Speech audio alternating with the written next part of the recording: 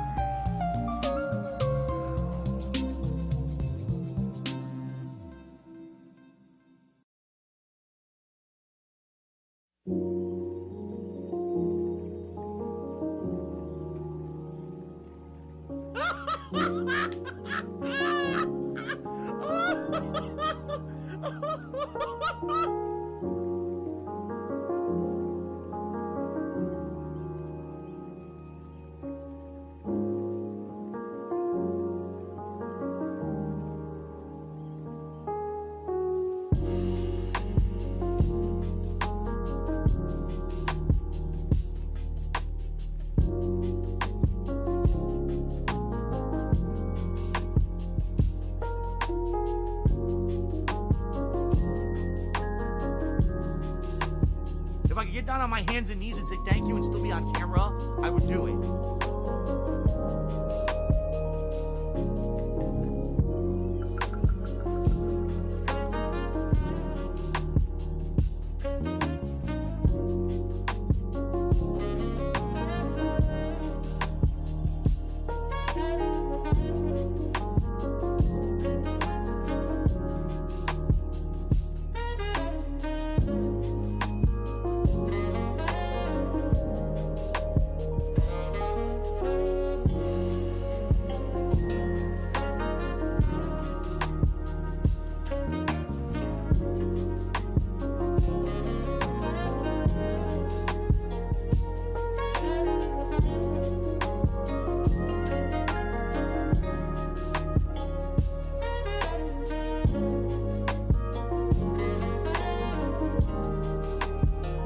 Special delivery!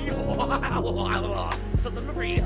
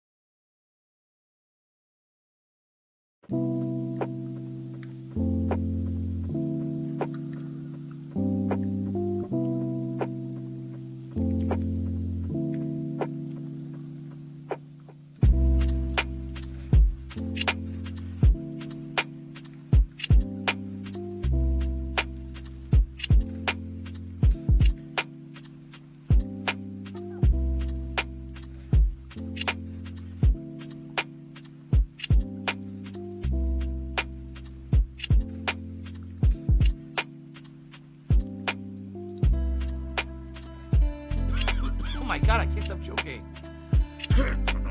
I seriously cannot stop joking today. Oh my god. What the fuck? Hold up. It's gonna clear up, I swear. Jesus Christ. Okay, it's actually starting to feel better now.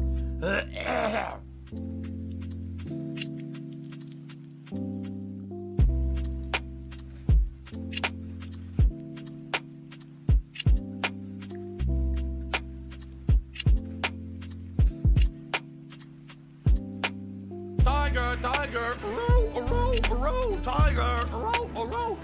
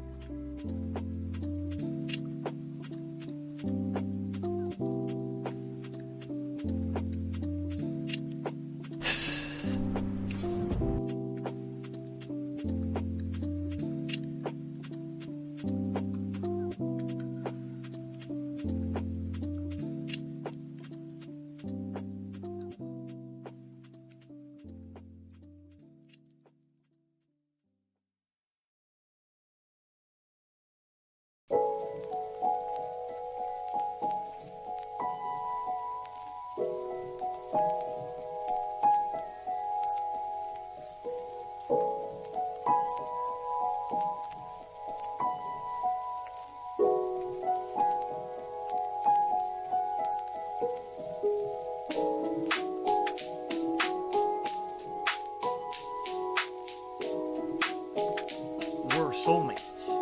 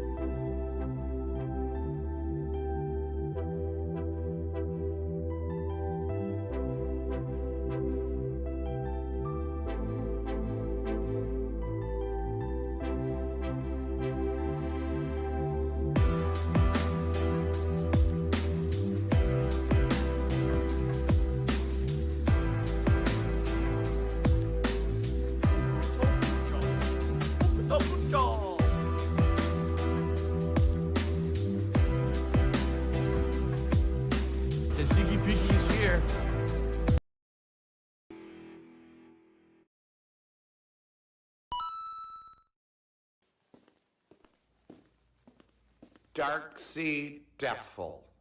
Is that how you say it? Dark Sea Devil? There's a Dark Sea Devil. Or Dark Sea Devil. Hi, my name is... What? My name is... Who? My name is... Dark Sea Devil. Hi, my name is... What? My name is... Special delivery! Special delivery! Battlefield.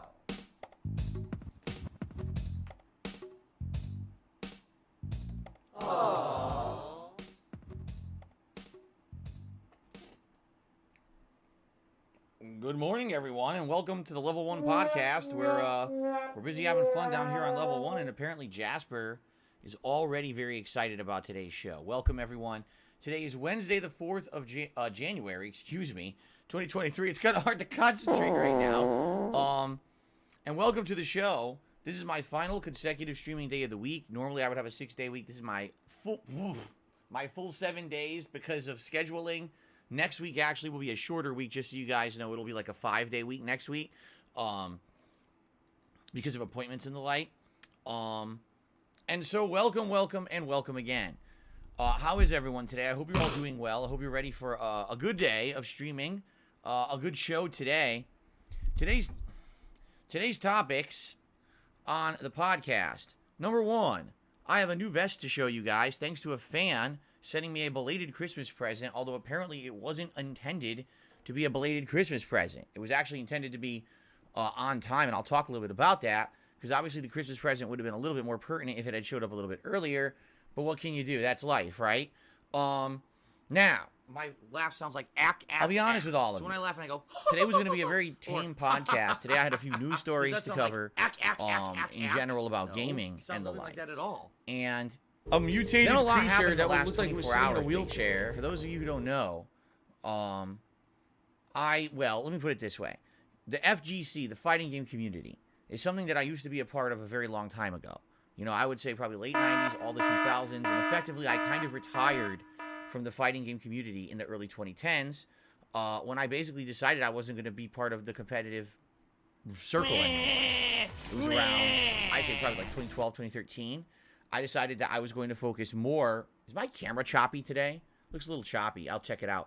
I decided I wanted to focus more on my YouTube stuff and being a variety content creator than really worrying too much about competitive Street Fighter play. And at that time, as you saw, I broke out, and I still covered fighting games on the internet, but I did a lot more stuff. And then since then, in the last decade, I've completely kind of broken out of that fighting game mold, and I'm a very different kind of person and content creator today than I used to be. However, the fighting game community just has a really bad habit of not being able to shut up about me. Even though I barely ever talk about them, half the time that I talk about them, it's in a positive light. And for example, you know, Street Fighter 6, I actually feel like it's a great game. It's something that I'm going to be getting into. I'm very excited for it. I covered the beta twice in a very positive manner, and I actually cannot wait to jump into it, right? But every time that I start feeling reinvigorated about the fighting game community, they rear their ugly head and they show how they can be a bunch of assholes. Now, I don't want you to I don't want to give the impression today on the podcast that essentially everyone in the fighting game community is bad. I don't want to put that out there. What I know is that in the last 10 to 15 years, there's been a group of people who've become prominent in the fighting game community who are not representative of everyone, but end up being kind of vocal figureheads, and they're assholes. All right? People who, they don't really respect the past, they don't really understand the past, and basically they will take jabs whenever they can to get it's this mentality of get a rise out of people, get clickbait views today, say something insulting about someone so that you can get over on them. It's basically popularity by any means necessary. You know, back during the Street Fighter 4 era, it became very prominent when things like YouTube and streaming were becoming very prominent. Do whatever you can to try to get popular. And a lot of the time back then, I was a popular guy for Street Fighter 4, despite the fact I wasn't competitively good at it. I never was. I never was winning tournaments or anything in the game, but I was putting out so many videos that if you search for Street Fighter 4 on YouTube, you would find me before you would find the pro players. And a lot of them hated me. In that era, there was guys like Gutex and Mike Ross who would outright come out and talk shit about me, even though I didn't even know who they were. I was like, I don't know why they would talk shit. I don't know who they are at all, nor do I care. Fast forward to over 10 years later, the same shit happens. Whenever they can get an opportunity to somehow get a laugh, get a rise, they will name drop me in a very negative way to try to get themselves some kind of a rise. And it's happening again right now. Now, there is a story going on in the fighting game community featuring someone who is an OG, one of the older school gamers like myself. I would argue that this person, Arturo Sanchez, actually is older school than I am. He was part of the competitive community before I became part. I was kind of becoming it in the late 90s. He had been part of the New York City competitive community ever since like the Street Fighter became prominent in arcades, early 90s. And right now he's under fire in the fighting game community. What they're accusing him of is some pretty heinous stuff. And people have been coming to my streams over the last week asking me about it. Phil, what do you think about the Arturo situation? Do you have anything to add? What's your take on it? You knew him back in the day. What do you think? And I have pretty much abstained from talking about it simply because I wasn't educated on it. It doesn't make sense for me to try to speak to a subject when I have not looked up on everything about it at all. I feel like I would be out of place to try to say, oh yeah, well, I know this guy and I know this, I didn't know anything about it, okay? So, I'm just like, whatever. It's drama. We'll ignore it. Who cares? It has nothing to do with me. I'm not part of the FGC. In the last 24 hours, several people in the FGC are now name-dropping me, saying that this situation with Arturo is similar to things that have happened with me, and Arturo is taking the DSP line of defense, which is horrible for him because everyone knows that DSP is guilty of all the things that people say about him, and he has no real defense against it, so he refuses to defend himself, and therefore, he's a scumbag, and we all hate him. So now Arturo's the new DSP. I'm not kidding you. This is what people in the FGC are saying now, and I'm not very happy about it, all right? Because the thing is, I have defended myself. The thing is, I have, over the years, had several opportunities and times when things that have been said about me were wrong. It was proven to be wrong, all right? But then what happened is they just move on to the next thing. When one thing is proven to be incorrect, half-truths, conspiracy, nonsense, they just move on to the next thing, the next thing, the next thing. And I've explained numerous times over the years why I can't really come out and defend myself against crazy accusations because it would put me and my family at risk to do so. I even showed concrete evidence last year that me just giving you a tiny little snippet of information about my car breaking down could result in people committing identity theft and trying to basically get all kinds of personal information about me. I did a test, and the trolls fell for it hook, line, and sinker, and I proved that they're so insane that it would not be safe for me to expose any of my own personal information because of the levels that they go to try to ruin my life, all right? For those who don't remember, my car broke down. All I said was my car broke down, I got to get it fixed, okay? The trolls literally called every car place in my area, dozens, till finally they fooled one because that was the one I actually had gone to. They gave them basic information about me and were able to obtain the entire fucking invoice of all the car repairs I had done. They basically committed mass identity theft, and impersonation and fraud to get private information. Now, luckily, none of the information on the invoice was important. It wasn't like there was anything on there that would expose me or hurt my family. But the point is, if they can do that with that, they could do it with anything. A little piece of information, right? If I turn on my phone and I just show you the screen and they see apps on there or they see a login on there or whatever, that's it. They will go to town, right? And I can't have that kind of liability, you see? So, the point I'm making here is, they're now trying to say that everything going on with Arturo Sanchez and the FGC is exactly the same as me, because Arturo tried to defend himself yesterday on a live stream, and apparently he did very poorly, or at least to the criteria of what the FGC wanted to hear from him. It was very, very bad the way that he defended himself, and it just like he ended up looking worse. And they're all saying, "Oh, that's just like Phil." Okay, we're gonna address this today because I'm actually gonna cover the entire subject now from start to finish to let you guys know what's going on. And I'm not too happy about it. And I'm going to put this shit to bed. Because I'm tired of these little bitches in the FGC to keep putting my name in their mouth, not knowing what the hell they're talking about. So it's time to shut them up. One other thing, by the way. I will say this, okay? If you're in the FGC and you want to talk shit about someone, actually watch the source material. Don't watch the hater videos, because you just make yourself look like a bunch of fucking jackasses. Because if you're just watching hater videos about someone, you're watching one side, you're watching highlights of only the things they want you to hear. You're not hearing the whole situation. All right? If you want to hear my whole take on this subject today, watch this entire podcast in its entirety. Don't go watch 5 highlight videos from my haters that cut out 90% of the important information and only put a little bit of information there that's stuff that makes me look bad, or, you know, it's only highlights spliced together to make a point, to insult me, because that's what the FGC does. They're, you know, these people who love to publicly bring me up are morons.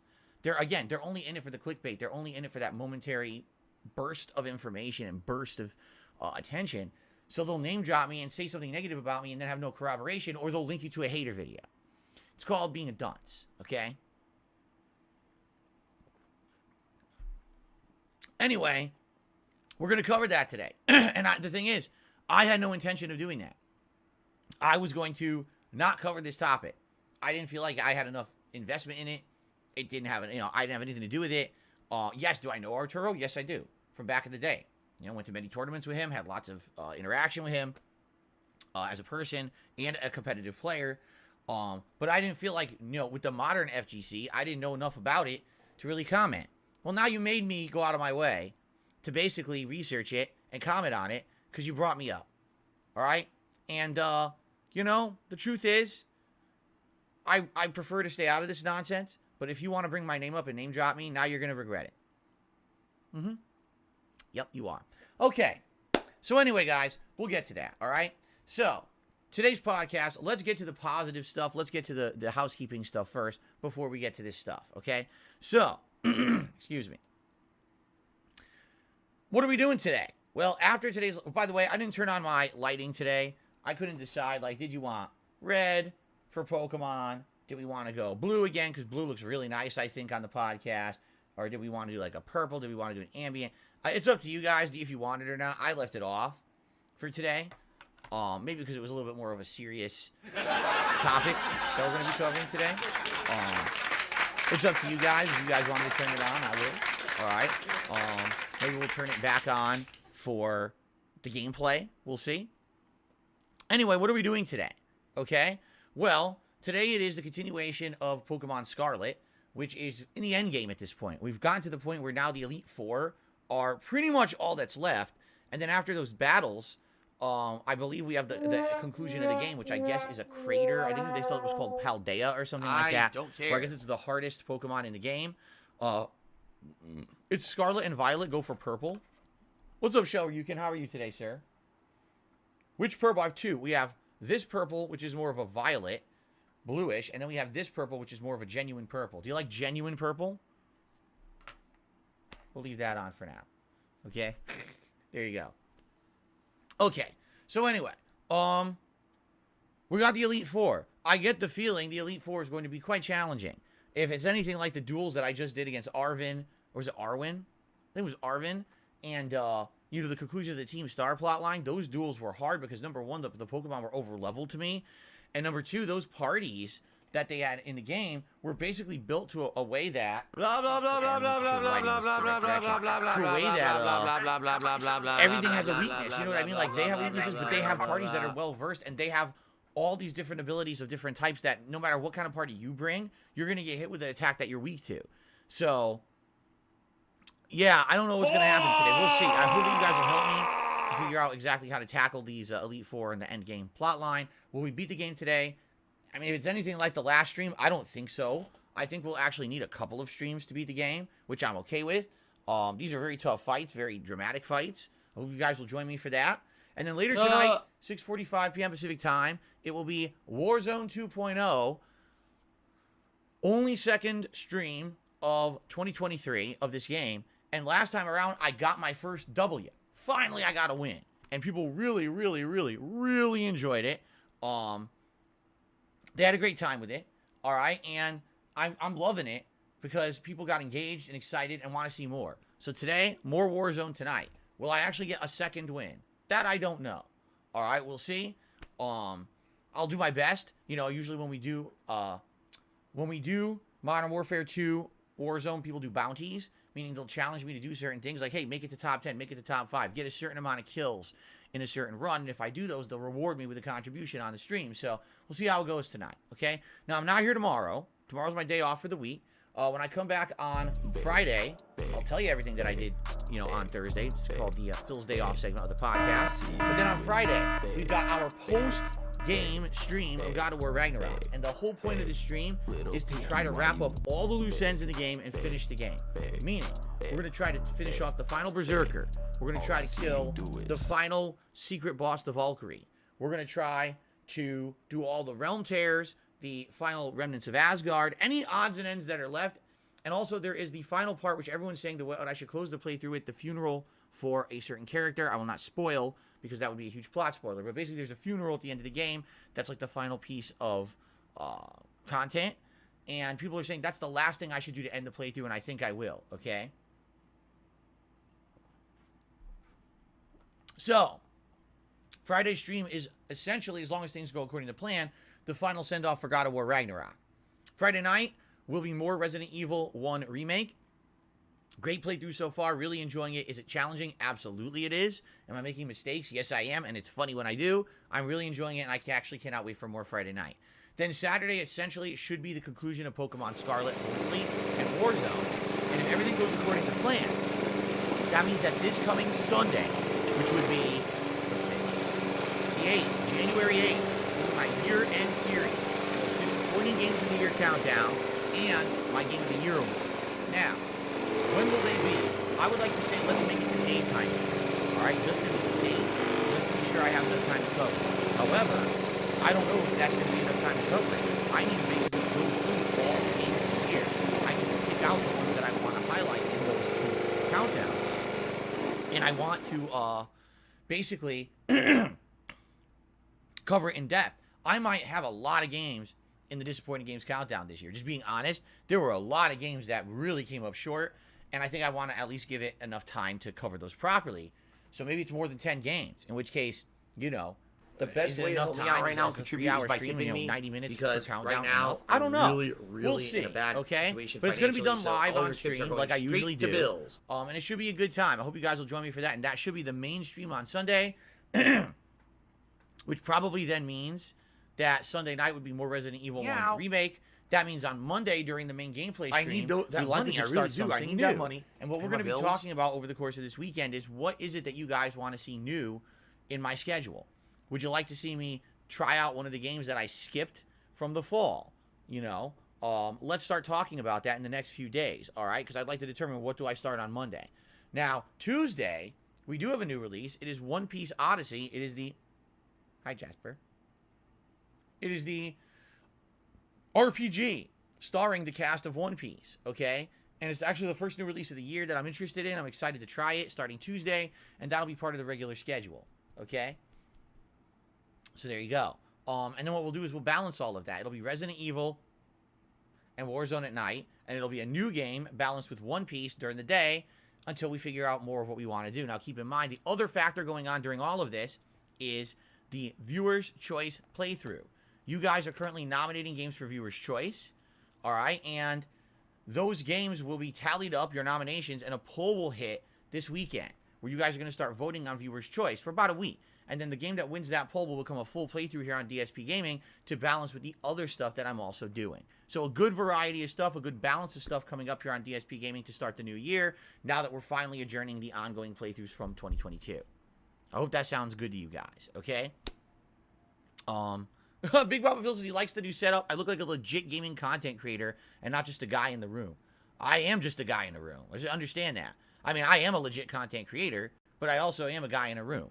I'm no better than anyone else, That's what I've always said. So that's why you don't see me with some insane, elaborate setup that looks like everybody else. I'm just trying to make some fun content and, have a few cool visuals at the same time. All right? No big deal. Okay. One final thing before we get to something that I want to show you. All right? Members goal for the month, 600 members. We're trying to hit this by the end of January. If we hit 600 members at any point during the month of January, we lock into a reward. The reward is DSP's Super Bowl Saturday Bash, a special sports-themed event that will take place the Saturday before the Super Bowl. So I think it's like February. I keep forgetting the date. It's like February 11th or 12th. I'll be dressed up in NFL attire. I'll be doing silly sports-themed things like eating snacks that you would eat when you watch a game on TV or tailgate. I'll be playing old-school sports games on the Switch, and I'll be reacting to old-school Super Bowl ads. So it's a good variety of stuff that I'll be doing during the course of that day. It's a special event. I've never done anything like this before. Never done anything sports-themed. You know, see if you guys like it. Hey, if you like it, maybe we can make it an annual event similar to how we just did with the Black Friday Adpocalypse that you guys liked so much. We'll see, okay? But anyway, I don't care. you need to hit 600 members this month. So if you're not a member of the channel, you're missing out on so many cool benefits, including a chat crown badge to show how long you've been a supporter, access to all of my emotes, both here in the chat and also video comments, a highlighted name here in the chat and video comments, not having to abide by any of the slow mode rules in the stream chat. You can talk as much as you want, getting priority access to all kinds of special events and things. So all this coming up. All right, guys? There you go. Shellrugen says you'll probably be able to finish Scarlet in 2 streams. You mentioned Area 0, the creator, is a long-ass chapter after the Elite Four. Someone said it was like maybe 1 to 2 hours, right? So probably, you know, if I beat the Elite Four today, hopefully 3 hours is enough to beat the Elite Four, right? Then next time we could tackle the crater, and then we wrap it up. So you're probably right. Thank you, Shellrugen, for that information. That's what I was hoping for. 2 more streams to wrap it up. Thank you. All right. So please consider becoming a channel member. Thanks in advance to anyone who supports the stream in any way. How can you support my streams? By liking them. If you're here right live on stream right now, and you're having a good time, and you like the content, you like the podcast, if you give it a like, it creates engagement. That lets more people be able to find this stream on YouTube.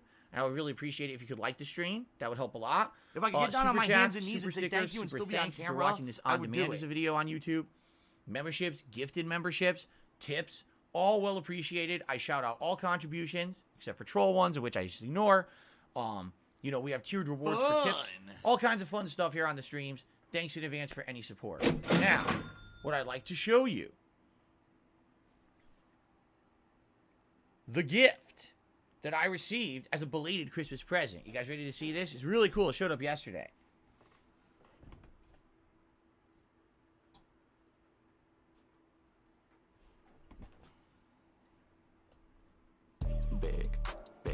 Look at that.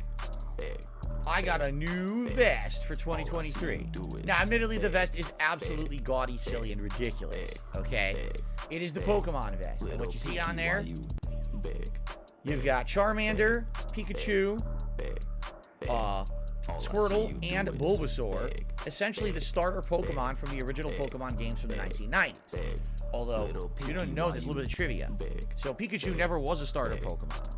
What happened was Pikachu ended up becoming kind of the mascot of Pokemon after the television show hit. And he became so popular, there was demand for him to be a starter Pokemon. So then they made Pokemon Yellow, which is essentially where he's the starter Pokemon rather than the other three. You see? You know what's interesting, though? They made Pokemon Red, Pokemon Blue. So Red Charmander, Blue Squirtle. They never made Pokemon Green for Bulbasaur, right? Maybe I'm mistaken, but I remember it was red and blue. So anyway, I got this yesterday in the mail. Really cool, right? It's a silly vest. And admittedly, man, it would have been better if, oh, green was in Japan? I did not even know that. There was a Pokemon Leaf Green in Japan. Oh, wow.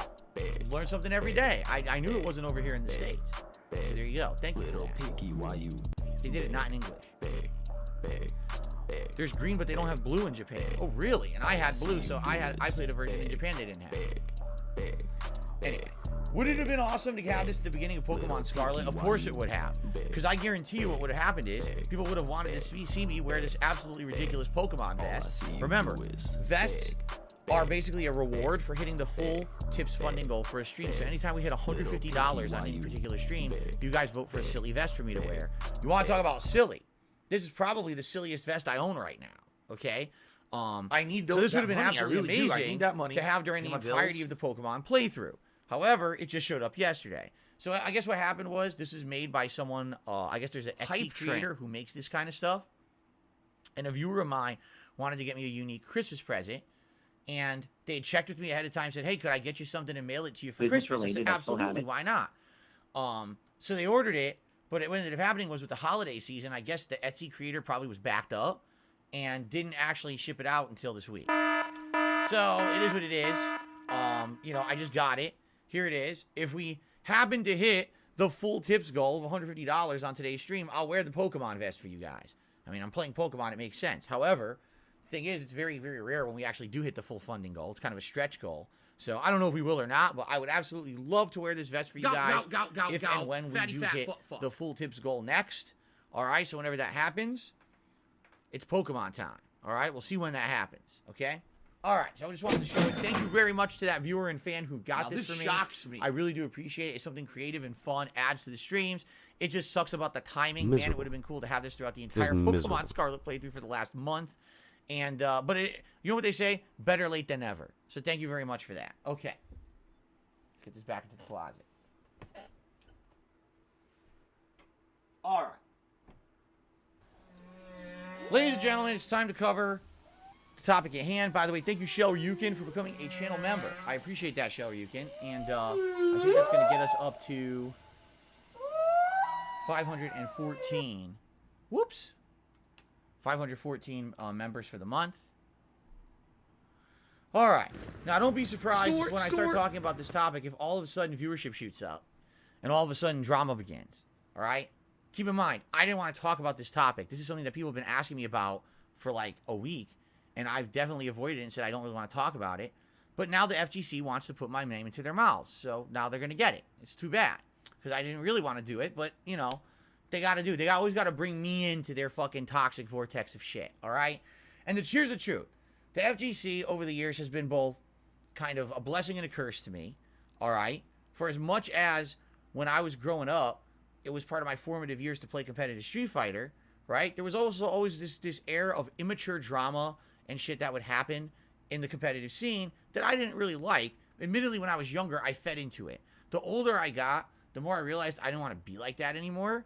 And I started becoming a tournament organizer in the second half of the 2000s. I became a more well-respected person in the community for my frequent, not one-off freak placings in Super Turbo at EVO, but my frequent placings in the community, always winning Super Turbo tournaments and or placing high. There was one year, you know, I traveled to every EVO qualifier to play Super Turbo, and I literally qualified at every qualifier I entered, meaning I placed top 3.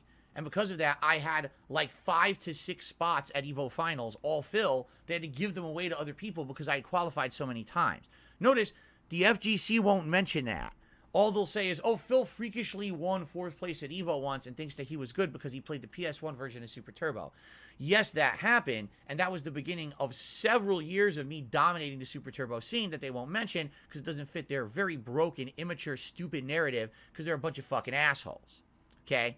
Truth is, FGC doesn't like me because I say it like it is. I've always said it like it is. That's why I've always been kind of an outcast. They don't want someone to come in and expose them for who they really are. They don't want someone to come in and be honest and truthful. They want everyone to say that everything is rainbows, unicorns, and fucking roses that smell great. And they don't like it when someone exposes their dirty laundry. But then they bring me up, even though I'm not part of them. Like, why would you do that? How stupid can you be? Right? Right. Okay. So let's thoroughly cover the situation. We've got a lot of time on the podcast today to do this, okay? So, what is going on in the FGC right now?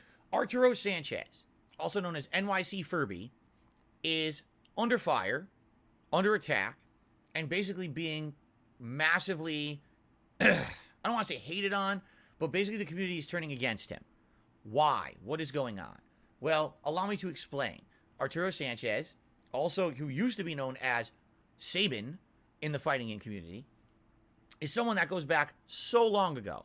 In the 2000s, he was incredibly prominent for competitive play in New York City, frequently showing up at arcades like Chinatown Fair, and also always placing high everywhere that he went in tournaments. And it wasn't just one game. He was good at pretty much any Street Fighter game he ever played. Super Turbo, Street Fighter 3, the Versus series, Street Fighter Alpha, the CVS series. Any game that was out, he was good, and he would play, and he was very prominent, and everyone knew him in the community. As very much a nice guy, I would say. You know, back then things were a little different. There was always this West Coast, East Coast mentality. So basically, if you lived in New York City, you were friendly with him, everyone liked him, but then there were people who didn't like him because, oh, I don't, he's a rival of mine or whatever. When I was growing up in the 90s, I was in Connecticut, and he was in New York. And I remember basically being an upstart, like a young teenager, an asshole on the internet talking shit about how good I was at Street Fighter. And basically, the very first time I ever attended a major tournament was actually, I went to 8 on the Break in Dunedin, New Jersey. And I believe it was East Coast Championships. I'm not 100% if it was, but I know it was a giant tournament there. It might have been the East Coast Championships. And it was in the late 1990s, maybe like 1999, something like that. And I showed up wearing a Hawaiian shirt, acting like hot shit. And I remember it was actually Arturo who challenged me. He says, oh, it's that guy, from the forums. It's that guy from the chat who always talks shit. Let's see what he's got, right? So he actually welcomed me over to the big Marvel vs. Capcom 2 cabinet that they had at 8 on the Break. And he says, let's play. And I remember playing. I don't remember if I played him. I think I did play him. Or it could have been someone else who was also very good. It was either him or someone else from New York City. And I think it was him, though. And I remember playing the match. And basically, all the gameplay he was doing was stuff that I had never seen before. Keep in mind, back then, there was no online community of people sharing videos and streams. It was just folk making forum posts and chats talking about their gameplay. But that doesn't mean that you actually understand the implementation. You don't understand what's going on until you see it in action. And if I remember correctly, he used Spiral, character from X-Men, who at that time had a really good defensive strategy of protecting herself with armor, like knives. She would have these floating knives that she would use to protect herself, and then she would throw them into big combos and stuff. And I think he beat my ass with Spiral. I could be wrong, but that's kind of what I remember. And so I remember playing the match. I didn't horribly lose, but I definitely lost. At the end of the match, he was like, all that shit you talk online, and, you just certainly couldn't beat me. And I remember kind of feeling godsmacked. I was like, damn, going to a tournament is very different than just playing the locals. When you're at the locals, you kind of know everyone. You know what they're capable of. You know their gameplay strategies. Once you learn them, you can counter them, and you're the best. You can be the best at your local arcade, right? But that doesn't mean that you're going to be good once you travel outside of your comfort zone. And so I remember Arturo kind of being this figure where he was inviting, hey, if you want to talk shit online, come prove it. And I went and, I did show up, I did play, and I lost. But after that, it was kind of like over the years you know him. And he's a very respectable guy in the community. Like I said, he always tried to be a top player in whatever game he played in. Everyone knew him as kind of a chill guy. Okay, let's put it that way. All right? Although, a very little hyperactive guy. When he talks, and you'll notice if you watch videos and streams of him, he does kind of, how do I say? Not that he stutters, but basically the way he talks is a little hyperactive. All right? He's always been like that, though. Which is kind of funny because then everyone knows him as, oh, he loves pot. Okay? So, he would smoke and mellow out.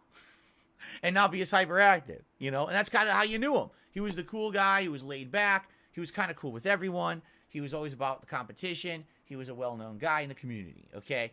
I never really had a problem with him. In fact, he was at the era when I was kind of getting into competitive games, he was known as one of the top guys for Marvel vs. Capcom 1. And he always beat my ass with, who was it? White Venom?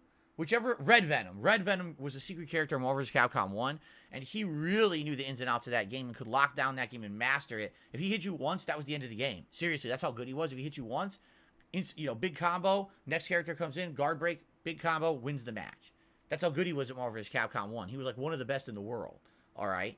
And I always knew him as a chill guy in that versus competitive scene, all right? Now, over the years, people came to know and respect this guy in the fighting game community. They knew him as one of the OGs, one of the original gamers from back in the day when it was all about arcades and the homespun community, and it wasn't about making big money because there was no big money to be had. For all of us back then, it was about the love of the game. It wasn't about, the reason I play Street Fighter is to get noticed and to get signed and to get famous and to make insane amounts of money or anything like that. Those people should be respected. Anyone who back in the day was into Street Fighter, this was a different era where it wasn't able to be a business or anything profitable for anyone. There was 9 times out of 10 you go to a tournament, you're losing money. Even if you won the tournament, you're losing money. You see what I'm saying? It definitely was a different era than today, okay? So why am I bringing all this up? Because this is basically my background with Arturo. This is how I know him. I know him as a chill guy, a nice guy, a guy who's great at Street Fighter, and a guy who's always reputable. That's all I know from personal history with Arturo, okay? What is going on today is a very different situation, so allow me to explain. I guess Arturo became involved in tournament organizing in the fighting game community in the last several years with a company called Matcherino. What I need to do is explain to you the premise of Matcherino, or else you're not going to have any idea what's going on right now. So there is this company called Matcherino. They're based online. There's a website. And the way it works is, let's say you're going to run a tournament. You get everyone's information. Essentially, everyone who wants to be in your tournament has to register on this website, Matcherino. Okay? They create a profile with their name, their own personal information, including their own PayPal information for payouts. Okay? I guess what they do is they would put their entry fee through Matcherino to enter the tournament. Matcherino kind of handles all the money. So they just group all the money together into a prize pool. And basically what happens is you can also crowdfund. What that means is, let's say, for example, there's a tournament going on. People who aren't even at the tournament, all right, can actually crowdfund the tournament. They can put money into it to raise the prize pool. So this raises the stakes. This makes the tournament a lot more dramatic and interesting. And I guess over the years, Matcherino has been very successful at having a tournament that even is way lower attendance and lower scale than, say, EVO, actually have better payouts than EVO. Yes, that's correct. You could actually have a tournament that's not a national level tournament pay more money to the winners than the national tournament because of the way Matcherino works with its crowdfunding mechanics. It's kind of an interesting premise, no? Certainly seems like a way, especially for a community like the fighting game community, to make it seem a little bit more interesting and a little bit more profitable for those who are top players, okay? So anyway, apparently what's going on right now with Arturo and Matcherino is that everyone thought that Arturo was an employee of Matcherino for like the last year to 2 years.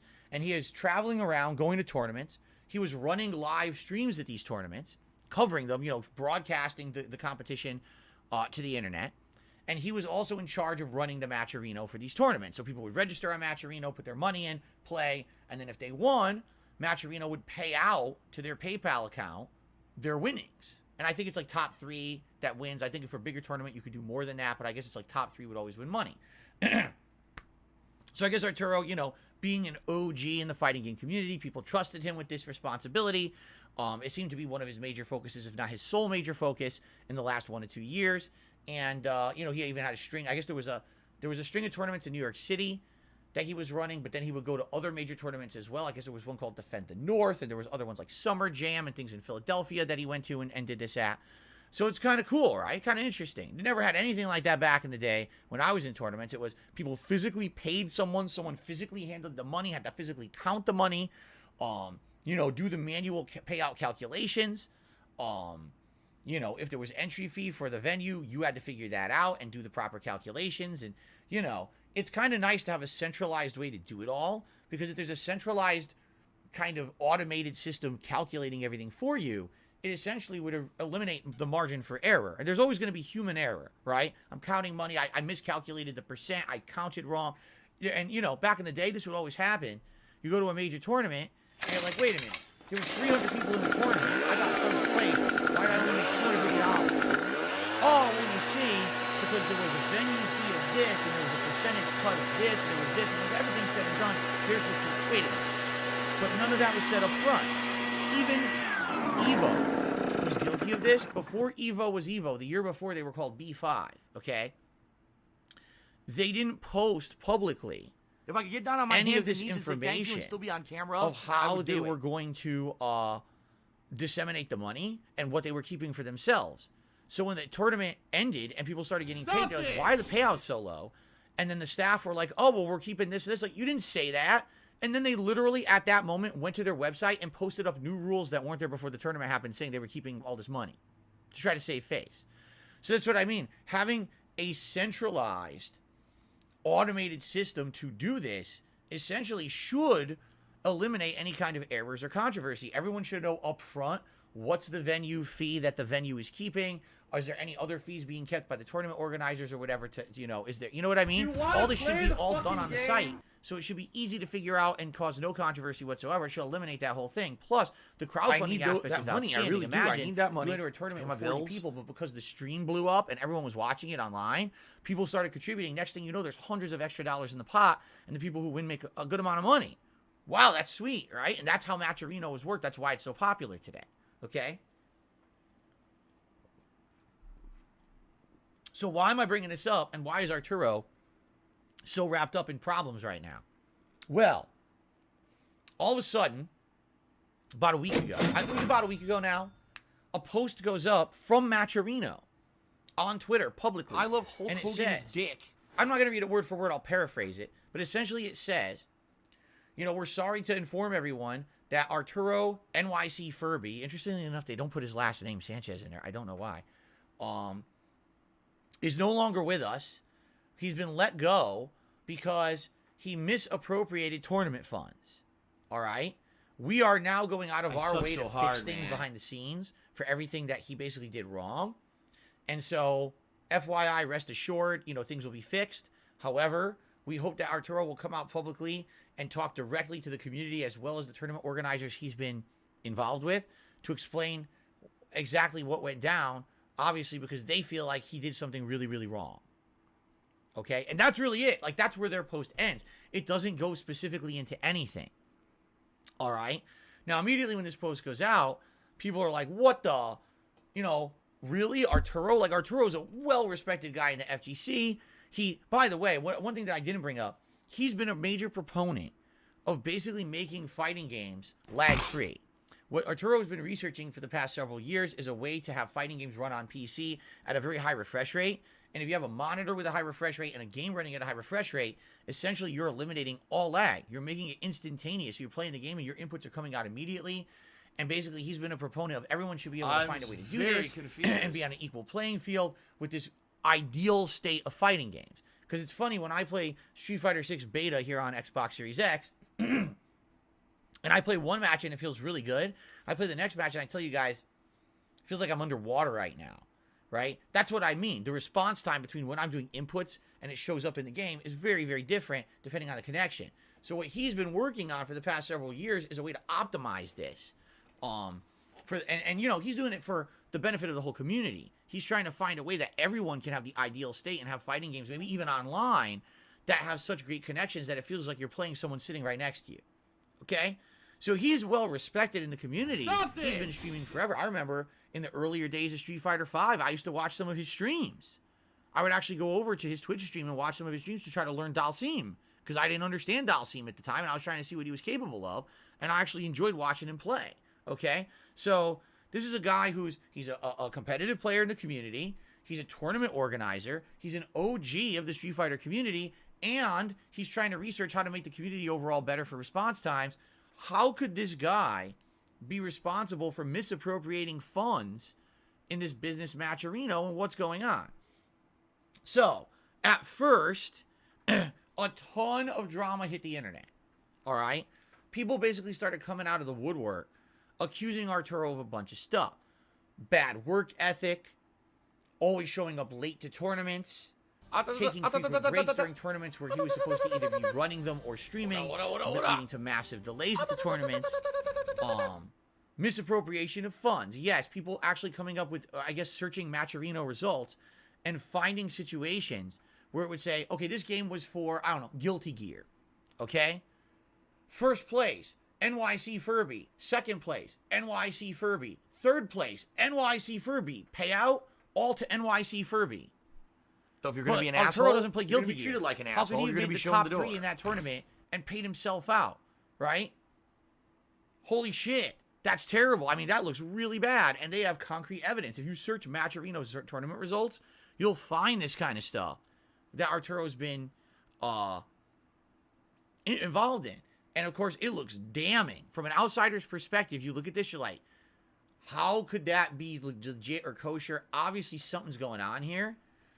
And apparently, this isn't just something that's happened in the last couple of months. This is something that's been happening for a couple of years. And I guess really, when it comes down to it, the question is, number one, what really happened? Number two, if this was happening, how did no one catch it? And number three, if someone did catch it, how was it allowed to go on for so long? It doesn't seem to make much sense, does it? Alive and well in Israel. Disconnect here. It doesn't logically make sense that an entire competitive community, right, would allow this kind of misappropriation or this misbehavior to happen. It looks like Arturo is going to tournaments, running them, and then stealing all the pot money for himself. All right? Now, in addition to this, there were more complaints that came out of people saying, all right, so we would go to a tournament, you'd place top 3. You would never get paid. You'd wait and wait and wait. And where's the money? I don't understand. The tournament was 2 months ago. How am I not getting paid for it, right? I don't understand what's going on. That's pretty bad. Back in the day, you go to a tournament, you win, you just get paid. You don't have to wait for your money. Now, because it's through this third-party website, Matcherino, all of a sudden now you have to wait. And some people actually had said that the wait became so prominent and so frequent at Matcherino tournaments, I really Street do. Fighter, I need that money that to pay my bills. Basically, I don't have money to do it. I don't have money to do it. I don't have money to do it. In reality, I don't have money to do it. I don't have money to do it. I don't have money to do it. No one knew that. People thought, Matcherino just takes a long time. No, apparently Matcherino pays you in 2 days, but these tournaments Arturo was running were taking months to pay out. So what's going on with the money? Why is it not being paid out right away? Is it being misappropriated, right? So immediately you get all of these conspiracy theories, you get all of these accusations being thrown around, all right? So Arturo was quiet on this for about a day or two. And then he came out and he made a post on Twitter, and he basically said, again, I'm paraphrasing, he basically said, all right, listen, here's the deal, all right? What people are saying about me on the internet is not true, or at least not fully true. Some of it is, and I'm willing to fess up to it. But the truth is, the last, couple of months, I've been off the grid. What that means is, basically, I've been having a lot of personal issues in my own life. One of the things he specifically brings up that his dad apparently is near death, and he's been in and out of hospitals for the last couple of months, that basically he has not been able to properly do his duties as a tournament organizer and an employee of Matcherino. And he's living up and fessing up to that, right? And he wants to basically have an opportunity to defend himself, which he will. But according to him, everything is square with Matcherino. What he's basically saying is if there was anything that was messed up, it's now fixed with Matcherino. But they should eventually come out with another statement stating that, and hopefully that'll clear my name. All right? Now, that's where he left it. He just made this post. And people read that, and they're like, okay, so we understand if you have personal stuff going on in your own life. Fair enough. But what about all these accusations, these egregious situations, a tournament where you weren't even a participant in the tournament, but you fully paid out yourself the top 3 spots to your own account? How does that make any sense? Why? Okay. Listen, we understand you got personal stuff going on in your life. Maybe it takes you a little longer to do your responsibilities, but over 2 months doesn't seem to make sense either. And plus, people are saying this is a history of stuff for 2 years. This isn't, this happened in the last 2 months. This has been going on, an ongoing thing for several years. And only now did it finally come to a head when Matcherino let Arturo go and made this public post, that now it's coming to a head and people are coming out and saying, okay, so we didn't want to say anything because we liked Arturo. We like him as a guy. We like him as part of the OG fighting game community. But it's kind of messed up that this had happened and we all kind of just let it happen because we trusted the guy. Now we're all speaking out collectively together about it. Okay? So basically, Arturo's post didn't really help. It just left more unanswered questions because it seemed like he was directly addressing where he's been the last couple of months and why he hasn't been doing his job, as a tournament organizer and an employee of Matcherino, but it doesn't address a bunch of the other concerns. All right? And so, this all comes to a head yesterday. All right? Because yesterday, Arturo decides to do a 2-hour stream on his Twitch channel where he says he's going to address all of the drama around the situation, each little thing one by one, and basically he's going to, like a checklist, he's going to check everything off and explain it all. I listened to the podcast. Well, it wasn't a podcast. It was a 2-hour broadcast. I listened to it. All right? I heard the whole thing. And I'm going to basically cover, again, I'm not going to fully go through the whole thing. I'm going to summarize it for you, what happened on it. I'm going to tell you what I think. Then I'm going to tell you how the FGC now wants to run me through the mud because of this shit, which I don't appreciate. And I'm going to tell you my take on it, all right? But the first thing I'm going to do... Oh, good. Wow. Cheetah Man says, what happened to the logo? Yeah, wow. Well, good thing you called me out on that because I forgot about it. Look. I haven't used it in weeks. I keep forgetting about this logo. Oh. I love it. I don't use it. I keep forgetting this damn thing. Thank you, Cheetah Man. I'm glad you said that. Okay. One thing I want to do, because we're going to get into it now, I want to close my window. Well, partially close it. It's very cold outside today. There's a strong wind, and I'm actually freezing. So I want to close it half, and then we're going to get into this, okay? Give me a second.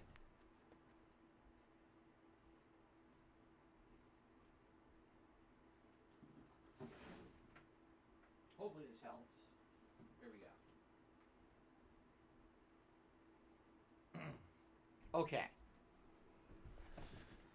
So, there seems to be two real major issues that were brought up by the FGC about Arturo since all this came to light last week. The first is about Arturo's history and his work ethic. And the other is about this particular specific Matcherino controversy, where it kind of looks like Arturo's been skirting money. Maybe he's keeping money from these tournaments that he's not supposed to keep. All right. From an outsider's perspective, when I knew nothing about Matcherino or anything, I was just trying to read up on the situation and figure out what was going on. And here's what it looks like from an outsider's perspective. It looks like Arturo was running a Ponzi scheme. All right? What is that? Basically, a Ponzi scheme means you get a whole bunch of money today.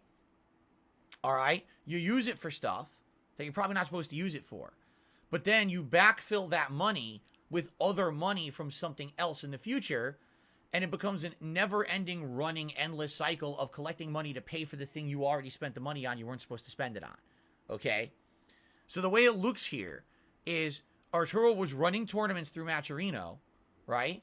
Collecting all these funds, telling everyone, hey, just so you know, it takes 2 months to pay this out, or he wouldn't say anything and then pay it 2 months down the line. Likely he would cash the money out for himself, spend the money on maybe on personal shit. Who knows, right? Then he would have to say, oh, well, actually I have to pay these guys who won the tournament. So he would run another tournament. He would use the funds from the next tournament to then pay out the winners of the previous tournament that he never paid because he spent the money. And what ended up becoming was an endless cycle of I need to keep running the next event to pay for the last event. So then what ended up happening is it looks like he started skirting money out of the pot entirely. So not only did he misappropriate the funds originally and then have to keep running a new tournament to pay for the old one, he's like, well, how do I keep this going? Well, what I need to do is I need to start taking a cut of the percent of every pot and claim it as operational costs. So he would go to a tournament and offer to stream it for that tournament, and, you know, I'll put it out, I'll hype it on my channel, we'll make it live or whatever. All right? He would go to the tournament and run it, but then he would keep money from the pot, whether it was 10%, 15%, 20%. And that was his operational cost. So that's how he makes money, you see? So not only is he misappropriating funds because he's keeping the money for months at a time to spend on his own personal stuff, and then he has to run another tournament to pay those payouts later, then he's also supposedly keeping money from the pot entirely as operational costs. All right? So this is what he's being accused of with the Matcherino situation. Okay? All right. So now let's address it. The first half of Arturo's broadcast yesterday was covering accusations from two people in the community who I guess have had direct dealings with him in New York City. One of them's name was D-Nice. The other guy's name I did not catch, started with a B. I don't know either of these gentlemen. And essentially what they were accusing Arturo of is very bad work ethic, a history of not living up to promises or expectations, making a lot of excuses, and basically not, just as we were just saying, not paying people on time. All right. So the first thing is they say things like, oh, so he would show up at a tournament claiming he was going to run the stream and he was going to run the Matcherino and he was going to run everything. But then he'd show up 2 hours late. So everyone at the tournament is just sitting around like, where is this guy who's supposed to be running this thing? Right? He would show up and he would set up and get started and then take a break. and then he would come back, and then he would take a break. And he would come back, and then he would take a break. And every time he takes a break, the whole tournament comes to a big screeching halt. Okay? In addition to that, basically people saying that when he would broadcast these tournaments, he would run an incredible amount of advertisements. Now, keep in mind, Arturo broadcasts on Twitch. He has a Twitch channel. So, basically, you're trying to watch a competitive tournament, and right in the middle of a match, there's an ad. Well, what the hell? You just broke up the competitive nature of what I'm watching, my broadcast. Why are you doing that? And apparently, this was a frequent thing where there'd be ads. And people saying Arturo streams always had more ads than anyone else's for some reason. So, on face value, right? Guy shows up late, holds up your whole event, because he's running it poorly, he's running it slow, taking frequent breaks, and then when he is working, he's running ads and making money on it personally. So it's like, damn, it's like you want to talk about like the double whammy, the triple whammy. So when you're hearing these arguments from these guys in the fighting game community, you're like, wow, this is pretty damning stuff. This doesn't sound very good, right? It sounds pretty bad. And then they go on to talk about specific tournaments where Arturo attended them, and again, there should have been payouts right away. I guess one of the players' names is IDOM, who particularly was really upset because I guess he had either won or got top 3, and he was owed money, and he needed it. It was a big payout. People were saying it was going to be like, I guess it was going to be like almost a $2,000 payout. Like it was supposed to be like $1,600 or something like that. And basically, he's like, "Where's the money?" And it took months, like over 2 months, and having to constantly beg and ask. And I guess what this D-Nice player said is that he actually knows one of the co-CEOs of Matcherino, and that he and IDOM kept going to Arturo asking for the money. Where is it? Where is it? And Arturo would ghost them, not answer. So finally they said, well, we're not getting answers. We got to get our own answers. They went right to the co-CEO of Matcherino and asked them, hey, what is going on? Where's the money? And then he said he would take care of it. And the next thing you know, IDOM gets paid. Okay? So obviously, when you're just listening to the one-sided situation here, it sounds really, really bad. All right? Arturo spends about an hour addressing these accusations. All right? And in his, not necessarily defense, but in his favor, he actually fesses up to a lot of shortcomings and wrongdoing. And that was very nice of him. And I think that that's a big thing, that when you realize that you messed up, that you actually admit to it. And he admits to a lot. He really does, okay? By the way, Ronnie Blaze, I don't know why you can't hear me. Everyone else can hear me. My volume levels have not changed. Everything is exactly the same as usual. Someone is saying that they can't hear my podcast. What's going on? I don't know. Okay, so number one, Arturo outright admits. Oh, by the way, I should say one final thing. These two guys, this D-Nice and the other guy, actually accuse Arturo not only of just misappropriating funds. One of them actually says, what are you, smoking crack? One of them actually says that. Like, basically, they're outright saying, maybe Arturo is like a crack addict, and so he needs the money for his habit, and this is how he operates, and this is why he's sporadic, this is why he's not dependable, okay? Now, before I address Arturo's response, I will say this. Like I said, I've known Arturo for a very long time, and I can tell you the way that he is, the way he talks, his mannerism is very sporadic. Sometimes, not that he stutters, but he tends to speak in an energetic and repetitive way, where sometimes it sounds like maybe, I don't know, maybe he's high on something, right? But he's not. I've known this guy for the longest time. That's just how he is. That's not his fault. And that's not something that I think people should be, I think they're trying to like make fun of him now. Oh, maybe he's on crack. That's why he's like that. No. That's fucked up. I can tell you right now, Arturo Sanchez is not on crack. All right, at least to my knowledge. I 100% can't say that, but I've known this guy for a long time. He's not a hardcore drug addict or anything like that. What is he? He's a pothead. All right?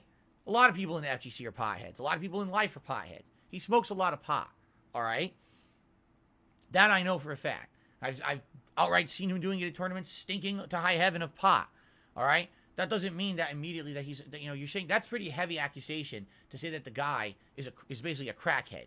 All right? That's kind of fucked up. And the fact that they would actually say that in a public broadcast where they're making accusations about, you know, he's a bad person because he has bad work ethic and maybe he misappropriates funds, and they say, oh, well, he's on crack. Now, that's where you've kind of gone too far. All right? You can't make that kind of a crazy accusation. So, in my experience, no, I don't think he's on drugs like that. Does he smoke weed? Yes, he does. Outside of that, that's absolutely ludicrous to even say something like that public, and that's kind of messed up that they did that, okay? So Arturo addresses this and basically says, well, here's the deal. My work ethic's bad. I'm a pothead. In the last year, I bit off way more than I could chew. I'm basically taking on way too much responsibility. It's caught up with me. And then just to compound all of that, I'm having these things happen in my personal life in the background that are really affecting me. Like he said, his father's health and things. And, you know, basically he fesses up. He says, I will take full responsibility for my work ethic, and I'll take full responsibility for delayed payouts. This is all on me. I have no excuse for it. There's no explanation for it that exonerates me. I just messed up. And I'm sorry for that. Okay? And that I actually appreciated him saying that, because that means that he's fessing up. He's, you know, he realizes he messed up, and maybe he wants to make things better. Okay? And that's a good thing. Okay? Now, of course, saying one thing and doing the thing are two completely different things. Just because he says he's sorry for bad work ethic, just because he says, sorry that it took me months to pay you guys, doesn't mean that will change in the future. But at least he's fessing up that he messed up. He's acknowledging the mistake. He's apologizing for it. Those are steps to recovery. Okay? Good. So basically he says all that, but then he says, now listen, some of these other things are ridiculous. He's like, you know, the IDOM situation, admittedly, yes, it was my fault that he didn't get paid right away. But by the time that they had gone to the CEO of Matcherino, I'd already paid IDOM. So it was a situation where it should have already been square, and they went around the system to try to get me fired. So I guess that's what it's saying. There's actually a post that happened a few weeks ago on Twitter. I didn't know what it was about. But Arturo had posted up on Twitter basically saying in 2022 he'd had a lot of people who he thought were friends who turned out to be snakes. And they were trying to stab him in the back and stuff like that. I guess this is what he was referencing. He was referencing that these guys wanted their payout money, weren't getting it, went around him to the CEO, and apparently, you know, put his job in jeopardy. All right?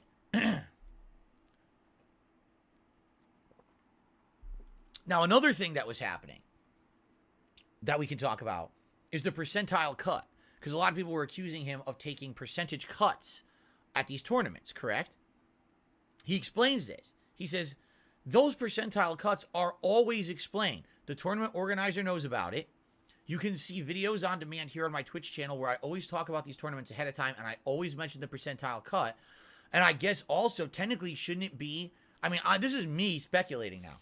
Shouldn't it be the responsibility of Matcherino, the site where all the tournament funds are being contributed to publicly list that? Shouldn't it say, FYI, 20% of the money being thrown to this tournament is being kept by Matcherino for operational costs or whatever, right? Shouldn't that be on Matcherino? That confused me, because it's like, why is it on Arturo to fully disclose and explain the money that essentially Matcherino will keep as a cut of the tournament? That didn't make sense to me. Okay? So that confused me a lot. But basically the way Arturo defended himself was any kind of cut that was ever kept from the tournament fees, the money put into the pot, anything that was kept as a percentile cut was always fully disclosed ahead of time. And he says, and tournament organizers will back me up on this. And I think that this is a very false accusation. Okay? Okay, fair enough. So, basically, he ends the first half of the stream basically saying, listen, I feel that these are two guys who are kind of disgruntled. One guy, he says, has always hated him. So he's not surprised that this guy is talking junk about him. The other guy, he considered a friend. And the fact that this guy went around him to almost try to get him fired from Matcherino because of the delayed payouts, he felt was a betrayal.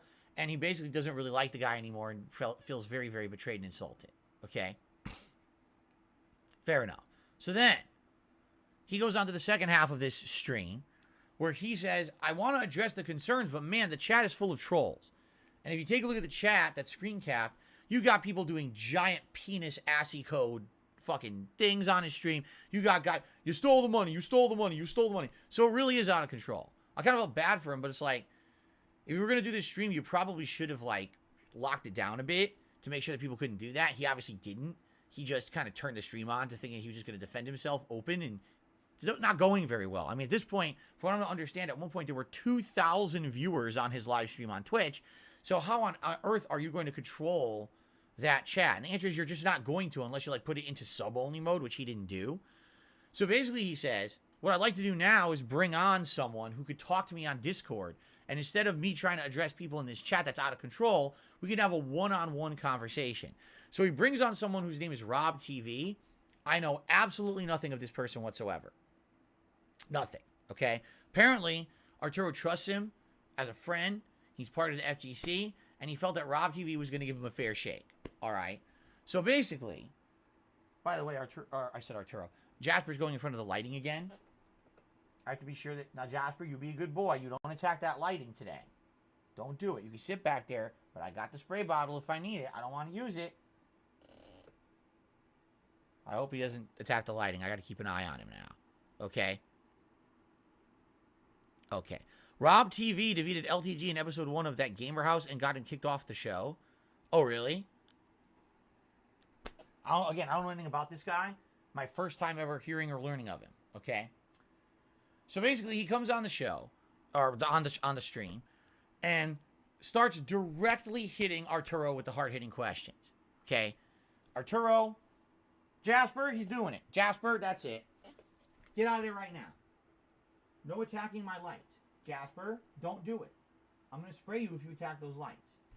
You understand? I'm going to leave it right there. It's right here. If you attack those lights, I got to spray you because you're going to get hurt. If he attacks my LED lights, he's going to get hurt. It's electricity. I don't want to do this, but I have to give him negative reinforcement. I don't like doing it, but I have to make sure that he's safe, okay? Please leave them alone, okay, buddy? Keep an eye on him. All right. So, some of the direct questions, all right? So, how does Matcherino work, and why are there situations where people have found tournaments, where Arturo is shown as being a participant and paying himself for the tournament when he didn't even enter the tournament? Obviously, that's some of the most damning evidence. That doesn't, it doesn't make any logical sense. So here's how Arturo explains it. Jasper, that's it. Come on. I had to do it. I'm sorry I had to do it, but you can't mess with that light. I feel bad. I want to get to... I got to keep going with this podcast. Okay. So, basically, here's how Arturo explains it. He goes, here's the problem with Matcherino. All right? Everyone wants Matcherino because the potential to make more money is there.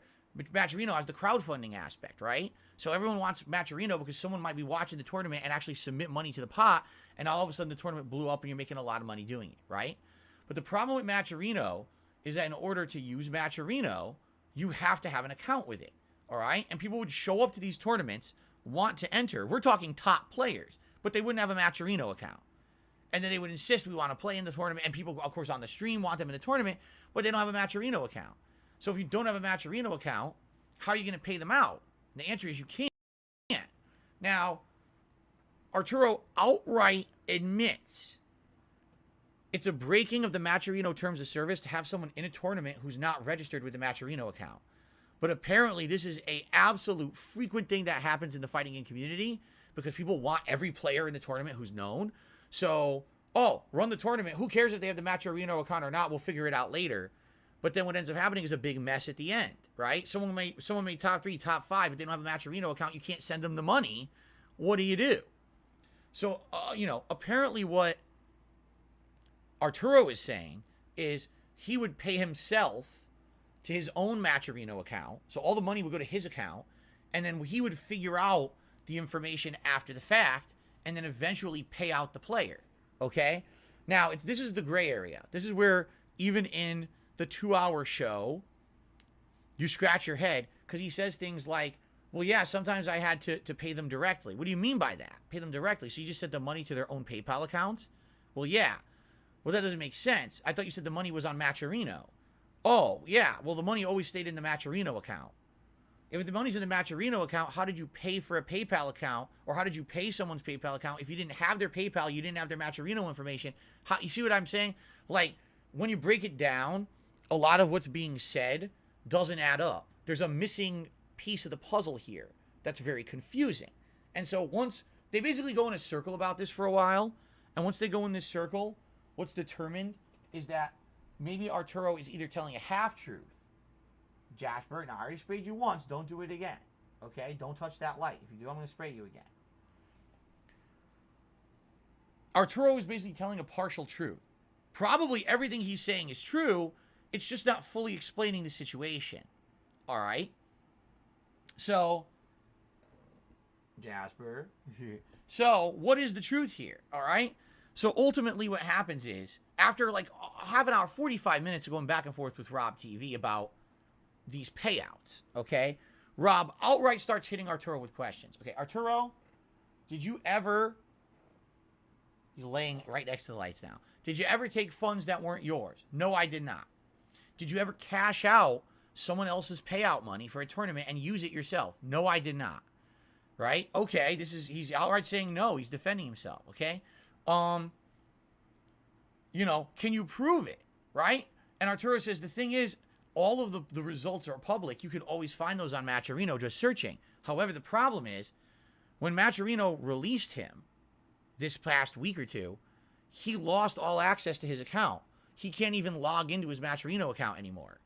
He tried, live on stream, he tried, and you just get an error message. He's like, I would love to show you what really happened with that money, but I can't because, you know, they basically kicked me out of the site. So I have no evidence there to show you that I'm innocent. Which kind of sucks, because that would have been like the definitive evidence to prove that he didn't do anything misappropriated with these funds, right? Again, one of the questions Rob TV asks him that doesn't really get answered is, why did it take you 2 or more months to pay some of these guys? All Arturo would say is, that's on me. It's bad work ethic. I got wrapped up in too much stuff. You know, I was basically being a bad tournament organizer. You know. But it doesn't explain, again, it doesn't explain what took him so long. Definitely doesn't. He apologizes for taking so long. He says he takes responsibility for it, but he doesn't explain why it took him so long. Why would it take you 2 to 3 months to say, payout, payout, payout, right? Especially for people who had the Matcherino accounts. This isn't like IDOM, for example, apparently had an account and everything. So it wasn't like he didn't have an account. Arturo just never paid him for some odd reason, okay? One of the weirdest answers that Arturo gives that's very confusing is basically, he says, Rob TV asks him directly, he says, why, you say in your public response that you posted on Twitter that you have now paid back everything that was owed. He's like, if you didn't steal money, then what did you pay back? Okay? And the answer that Arturo gave was very confusing. He's like, so some of these tournament organizers wanted to pay for plane tickets to get players to their tournaments, and Matcherino held that money, and that money then had to be paid out, and so it was paid. That was not Jasper, that was my window. He's just relaxing over there. So it was paid out directly, like basically it's so confusing. Essentially what he's saying is, the Matcherino money is not just tournament winning money. There's other money involved too, that went out to pay for plane tickets and things for players. And that makes absolutely no sense at all. Because Matcherino is supposed to be a website where all it is people enter a tournament, they pay their entry fee, it puts that money together, there's a pool of prizes, people online can crowdfund that tournament to have a higher pool, and then the pool gets paid out to the winners. That's it. There is no plane ticket Matcherino function. So what is he even talking about, right? Like, so what he's saying is behind the scenes, okay, basically there's something going on that no one's even aware of that Matcherino doesn't even want to talk about publicly. That's where, I've told you guys about this before, that back in the day, for example, at EVO, there would be Japanese players attending EVO, but come to find out when you attend, they had their whole way paid. They didn't pay for room and board, they didn't pay for the plane ticket, they're not paying for food, their entire trip was paid for by EVO. Because EVO thought that having Japanese players at their tournament would increase attendance. And therefore, they take that on as a business expense to get those players there. You see? So this part is very confusing. And I listened to his stream. I don't understand this part about the plane tickets. Like, okay, I get it. If a tournament organizer wanted to fly a player out to the tournament and pay their way to increase attendance at the tournament or whatever, fine. What does that have to do with Matcherino? That I never was clear. It was just completely confusing. All right, so that's an unanswered question for sure. What about Arturo Oh, Jasper, you're doing it again. Come on, man. Come on. He was being nice and laying on the lights. Then he starts booping them again like he's going to attack them. Jasper, don't do it, okay? Just relax. Don't do it. The one other thing that I was confused about, so what Arturo basically said was, get this. Even though everyone thinks that he was an employee, a paid employee of Matcherino, he was an unpaid employee, and the only money he was able to keep for his work were the percentile cuts of the pots. So, for example, if he ran a tournament and it said outright 15% is kept for operational cost, that's essentially what he got paid to travel to the tournament, set up the stream, run the stream, organize and have that whole tournament go. That was his money. He wasn't getting paid any kind of a wage or a salary. Jasper, that's it. He did it again. You gotta learn. You gotta stop this. He did it again. He screwed up all the lighting. Jasper, man. Ugh. He's not learning. Now it's all messed up.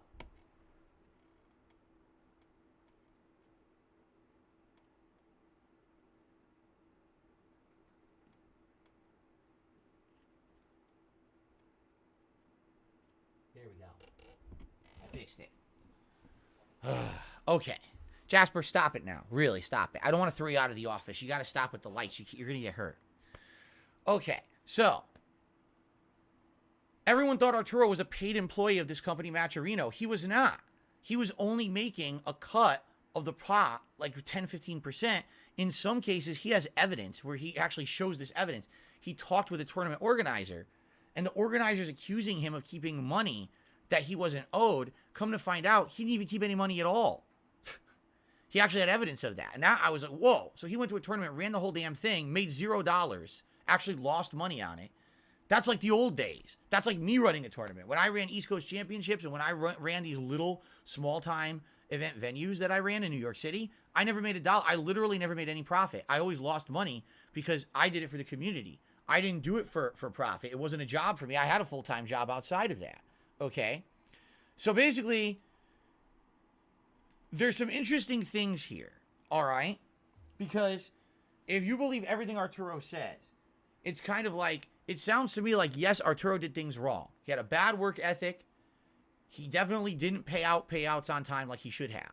Okay? But it also sounds to me like Matcherino had a lot of issues here. They have a guy who's on their staff. They're saying he's our ambassador and everything. He's being sent to tournaments to cover them and run them on Matcherino's behalf, but they're not paying him.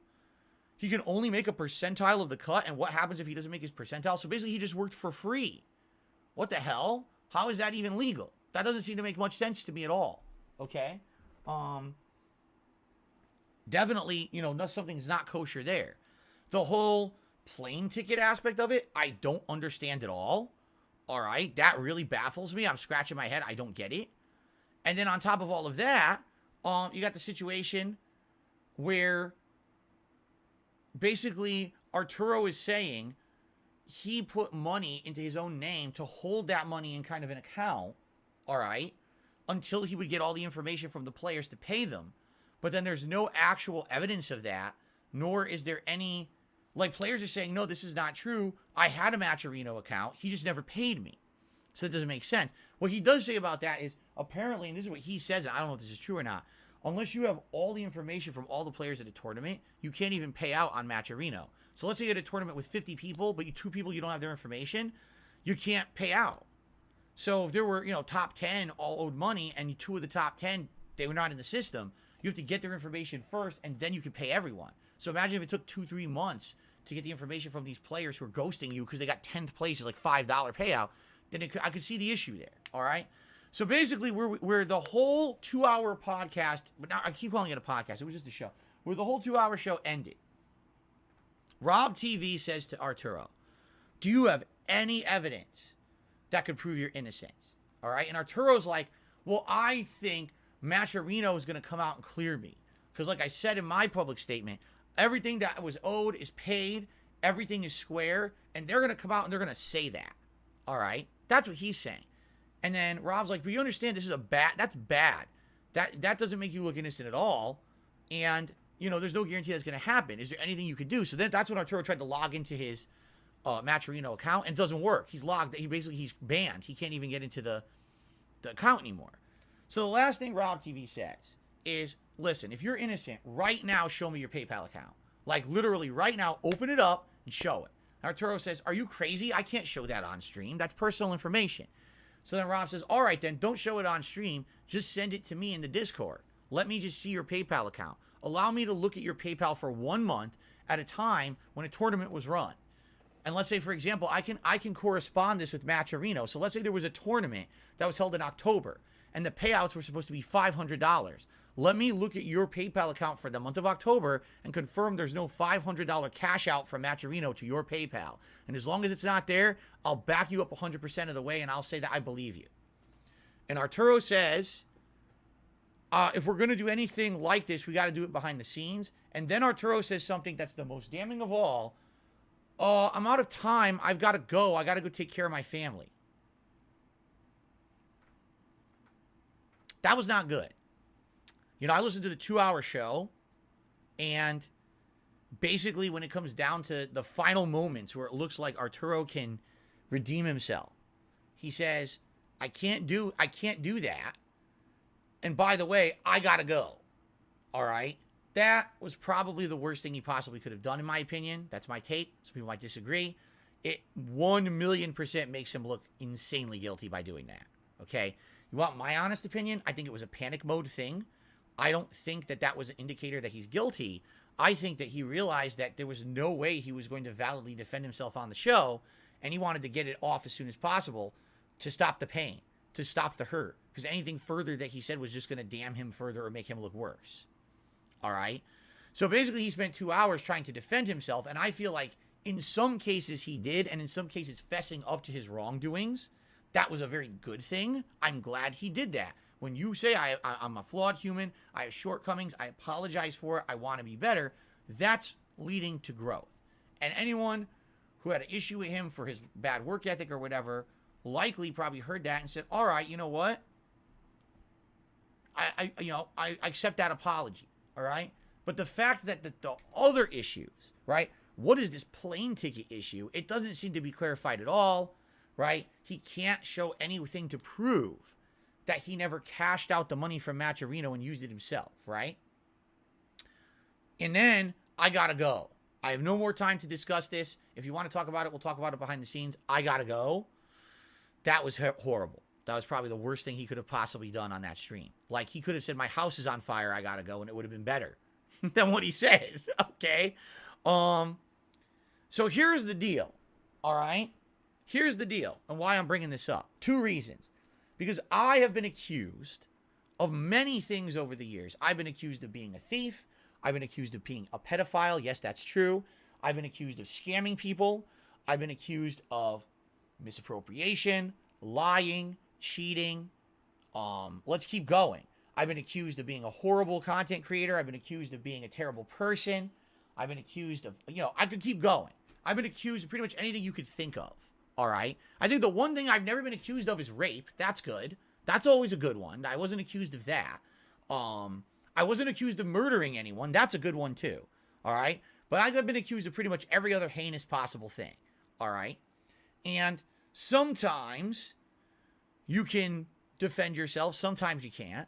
Over the years, in particular last year, all right, I was accused of many things. Excuse me. Let me try this again. Last year, some of the things that I've been accused of over the years, I addressed. I actually responded to my Down the Rabbit Hole documentary, and I responded to the John and Howard video about me from 2015, right? And I tried to clear up a lot of the stuff. But the thing is, I admit I did a lot of things wrong in my past, and I'm very sorry for that, and I wish that I hadn't done it, but what can you do? You can't go back and fix it. All you can say is you're going to be better in the future, which I'm really trying to be. I'm trying not to be that guy who I was 10 years ago. I'm trying to be, me today, more mature, more caring about others' feelings, being a better person, all right? So, in doing that, all right, I feel like I've grown a lot, and I'm happy about where my future is, all right? It seems to me like Arturo, sadly, right now, is at the point where he is right where I kind of was, where he's being accused of so many things all at once, and he doesn't even know which way to look, right? And that's bad, because I've been there. I felt that feeling. You're being accused of so much bullshit. You have so many people on the internet slandering you at once that you just feel like human garbage. Like, how do I ever recover from this? Where do I go from here, right? And the situation right now is bad, all right? I don't think that it's irreversible or unrecoverable, all right? But here's the problem, and here's why I can give you my unique perspective on it, all right? There have been some things said and done about me over the years that were outright false, all right? And the question is, how do you disprove them? And I'll give you a perfect example of this. Many years ago, someone accused me of having an escort, a paid escort, come here to my home and said that I was pretending that it was a girlfriend that I was involved with. It was not. It was a paid escort. I was flying in from Europe. And this escort was, you know, being paid top dollar, and all the money I was making on streams and raising from my viewers was basically paying for an actual escort. All right? And that this went on for a series of months, and everyone believed it. The whole internet was all over it. Phil pays for an escort. Wow, he's a scumbag. He scams his fans. He does this and that. He's lying about, you know, where his money goes and stuff like that, okay? Come to find out, not only was the entire story false, but years later, I declared bankruptcy. And when I declared my bankruptcy, you actually saw I was in dire financial straits. Everything that I had said in 2017, 2018 was 100% true about my financial state. The money, you know, never went to an escort or anything like that. Basically, I was exonerated of any of that, okay? Only because it was proven that the whole escort thing was bullshit made up by a bunch of scammers in Europe. They had done this to many other people before. What they would do is fabricate a person, try to blackmail and extort someone, and get money from them. Now, I didn't realize this at the time, but they had actually tried to contact me and extort me. They had sent me a series of emails and texts basically saying, if you want all this to go away, send us money. But it was all spam shit, and I blocked it all, so I didn't even know I had it until much later. When their identities were revealed, I started searching, and I actually found they had been trying to extort me. All right? You know, I wouldn't give a fuck. I would have ignored it anyway. So anyway, this is what I mean. This is a perfect example. All this horrible thing said about me. Now, what was I supposed to actually do to defend myself against that? What evidence could I have presented to show that everything that people were saying was false?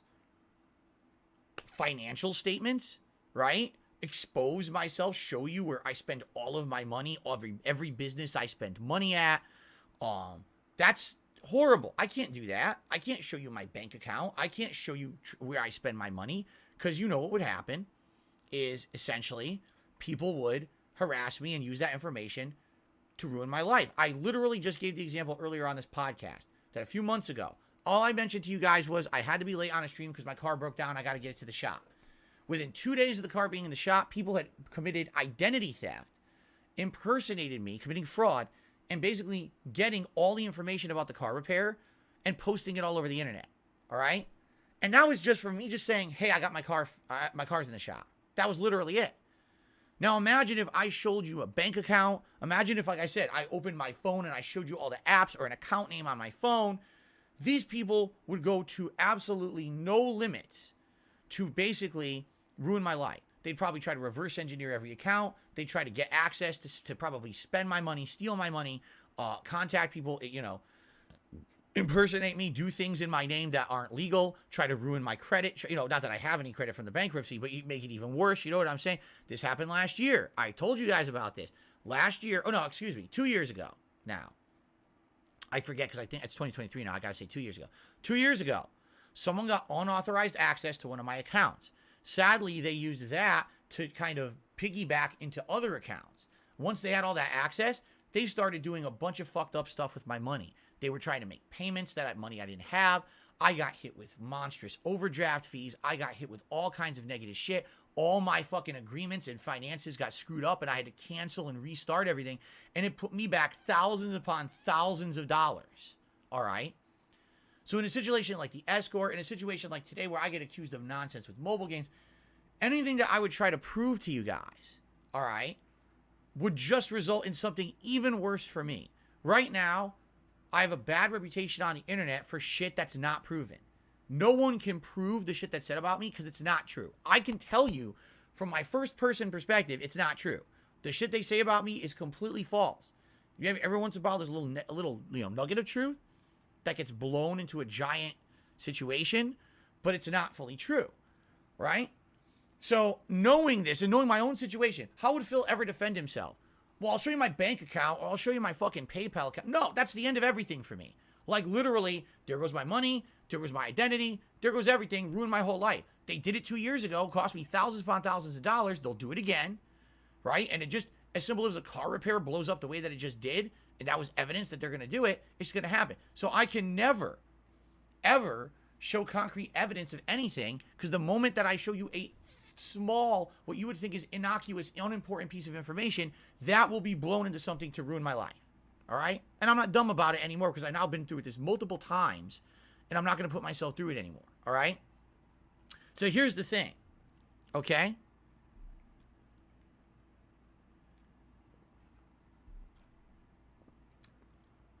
When it comes to Arturo, he's being accused of a lot of things.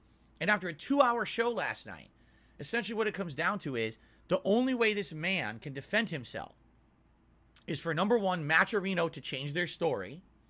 Number two, for him to show his Matcherino account stats to show he never cashed out and spent any money. And number three, to show his PayPal account to show he never cashed out and spent any money. Number one, Matcherino will never do that. I know from personal experience, when a company decides you're going to be the scapegoat, you're going to be the whipping boy, you're going to be the one that they're blaming for something wrong, you're done. Matcherino already made their public statement and said, Arturo's no longer with us. There was misappropriation of funds. We apologize to anyone affected. We hope he'll say his piece publicly later. And that's it. That's where they left it. You're never going to see Matcherino say anything different. It's good. That's going to be their end-all, be-all statement, and they're never going to change that. So he's asked out. And it's funny because in this 2-hour show he put out yesterday, he's just insistent that Matcherino is going to come out and clear his name, and they're going to say that everything is fine. They're not going to do that. That's very, very, very, very, very much unrealistic. They have no incentive to do that. From everyone's perspective, they're in the clear. It's all on Arturo right now. Why would they say a further statement about it? Even if all that was true and he was exonerated, they're still not going to say anything. They don't care. From a company perspective, to say anything further makes them look like they did something wrong. There's absolutely positively no way they're going to put their company in the line of fire and be liable. Therefore, that statement will never happen. I would be shocked. My jaw would hit the fucking floor if Matcherino came out and said, hey, we actually were kind of wrong about this. Arturo's a good guy. I don't think that's ever going to happen. I think what's done is done there. Arturo already showed on his show yesterday he can't log into the Matcherino account anymore. Therefore, he cannot show evidence that he kept all monies in that account and never cashed it out for personal use. Right? Like, literally, the only thing Arturo could ever do to defend himself would be to show his PayPal account. But I can tell you 1,000,000% that would be the worst thing he could ever do. That would be the beginning of the end for him. Even if he is, for the rest of his life, banned from the fighting game community. Because one thing I didn't mention is that when Matcherino basically made that post and kicked him out, okay, other tournaments, organizers like East Coast Throwdown and other tournaments started posting up. As a result of Arturo's ban from Matcherino, we're banning him from this tournament forever. He's not welcome here. So essentially what's happening is he's getting blacklisted from the community as a result of this, okay? And the funny part is when you hear Arturo's side of the story and you say, I was never a paid employee of Matcherino to begin with. So for them to say that they're releasing me doesn't really make sense. They never paid me anything. All I got was a cut of the tournaments I ran. So, you know, that's kind of messed up the way that they say it, because if you read their statement, it makes it sound like he's an employee or whatever. And he's not. He never was, apparently. Okay? So all that being said, all right, is there a way for Arturo to really defend himself at this point? I don't know. From everything that I know of the situation from this 2-hour show, I think that if he were to say, I'm going to open my PayPal and show you shit, no. Because here's the thing. Any information that came out of that would immediately be used to ruin his life. There's already people out there who now hate his guts. They want to see Arturo crash and burn. He is now the red-hot target focus of the fighting game community, of the guy to be hated. He's the new flavor of the day, the guy that's the villain, right? So the moment that he shows any kind of personal information at all would be the moment that trolls will go after him and try to ruin his life in any way, shape, or form, and they will be relentless and they will not let up. All right? I don't think he should be showing any information. And by the way, even to that Rob TV guy, even if he trusts him, I even then wouldn't show it, because you never know with these backstabbing people. I hate to say it, you know, there's people who I've trusted over the years and they've went and they backstabbed me, even though I thought that they were 100% trustworthy. You know, and you never know what they're going to do. You know, what's to say that he sends Rob TV or someone else, a neutral third party, his actual PayPal statements, and then somehow that leaks, even if but if they get hacked, right? Or something, who knows? But the point is, he's putting himself at further personal risk, right? So Arturo is kind of in a situation like I am, all right? Because he's accused of wrongdoing. Supposedly there's evidence from Matcherino, but Matcherino hasn't provided any evidence. All they said is he did it, and that's why he's not with us anymore, okay? You got other people coming out saying this has happened, but he's unable to defend himself, all right? It's a fucked up situation. So why in the holy hell am I bringing this up on my podcast today? Because I've noticed multiple people in the fighting game community, again, so a community that I don't really care about, I'm not a part of. Wow, Arturo really DSP'd himself. The Arturo used the DSP defense last night on his stream. Wow, that's a, you know, wait, what? And so you come to read it and you're going to find out what they're saying is, now the mentality of people on the internet is, I am a horrible person, okay? I do horrible things. And when people call me out and ask me to defend myself, all I say is, I refuse to defend myself because it would just hurt me further. And therefore, I'm immediately obviously guilty of everything that anyone has ever accused me of, because I refuse to defend myself from it. That's the mentality of the internet now. That's actually what I literally read that overnight. People having these conversations about it on Twitter. Wait, DSP, how is this related to DSP? Oh, well, you know, DSP is accused of this and this and this, and, you know, he says he's going to defend himself, then he doesn't. He claims he can't, and so it's just the worst defense because everyone knows that it's like, wait a minute, whoa, fucking whoa. Just because someone is fucking accused of something does not make them guilty. We live in a society, and I'm the Joker. We live in a society where you are innocent until proven fucking guilty. I don't care about your internet pussy shit, because that's all it is. You're a pussy. You're someone on the internet who likes to sit there and talk shit about someone because you're protected from any kind of repercussions, because you sit behind your Twitter account, because you sit behind your YouTube account. You're a pussy, all right? You're not a real man because you can say shit about someone like that on the internet. You're a coward, all right? You notice these people don't come to me.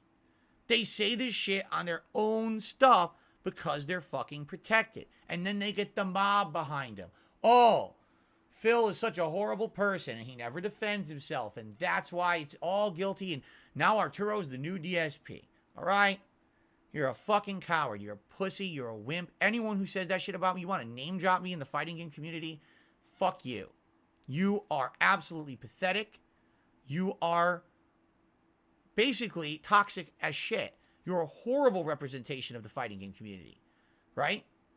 This is supposed to be a community that's welcoming or whatever. I'm someone that has absolutely nothing to do with your community. And you're going to name drop me in this situation because I am a victim of online bullying by thousands of people on a daily basis. And because I refuse to open up my fucking bank account or my PayPal account and expose myself to further... But this happened 2 years ago. 2 years ago.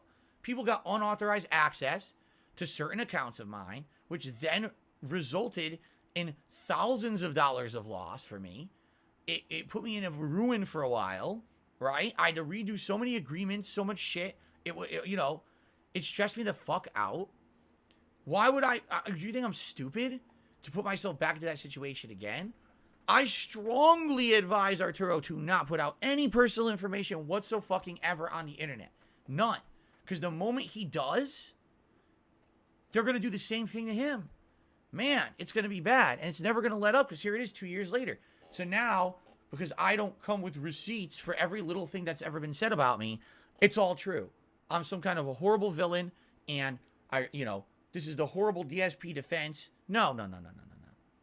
If you're lucky enough to not be in this situation online, I envy you. I do. All right? I was making content at a time when no one had any guidelines on how to do it. No one had any instruction manual on how to do it properly. I said a lot of stupid shit. I got in trouble for it. People hated me for it over the years, and I became the whipping boy of the internet. And to this day, I still believe that's why so many people hate me, is because that mentality of just a meme and hate on DSP continues. It continues in the fighting game community. It continues on YouTube as a whole. That, because when you really look down at it, and you come onto my stream or you watch my content, right? What did Phil do wrong today? What did Phil do wrong 10 years ago? Oh, he was racist and he was sexist and he did that. You see what I'm saying? People still have those old mentalities of things that I did wrong, and that's the reason that they justify their mistreatment of me in the modern day. That's not right, okay? I'm trying to change. I'm trying to be better, but I can't just waste my time sitting here and addressing your bullshit. I have better things to do. I have better content to put out. I have to make a living. Sitting here addressing bullshit all day is not going to pay my bills. It's not. I need to be putting out positive content that people want to watch, that people want to support. I can't be addressing your fucking internet nonsense all day. All right? And the funniest part about all this is the people who are name dropping me in the FGC are relatively newer content creators from the last few years. People who now did have proper guidelines on how to behave online. They use all the proper YouTube fucking ways to get ahead on YouTube and to be popular on YouTube. That's why they are. The only reason they're successful is because they followed in the footsteps of people who trailblazed before them. So they use that instruction manual of success to become successful themselves. Good on them. And I actually wish them all the luck in the future. Become popular YouTubers, popular content creators, popular social media posters. But the reason that you're able to be successful is because people fucked up before you and you learn from their mistakes, like me, right?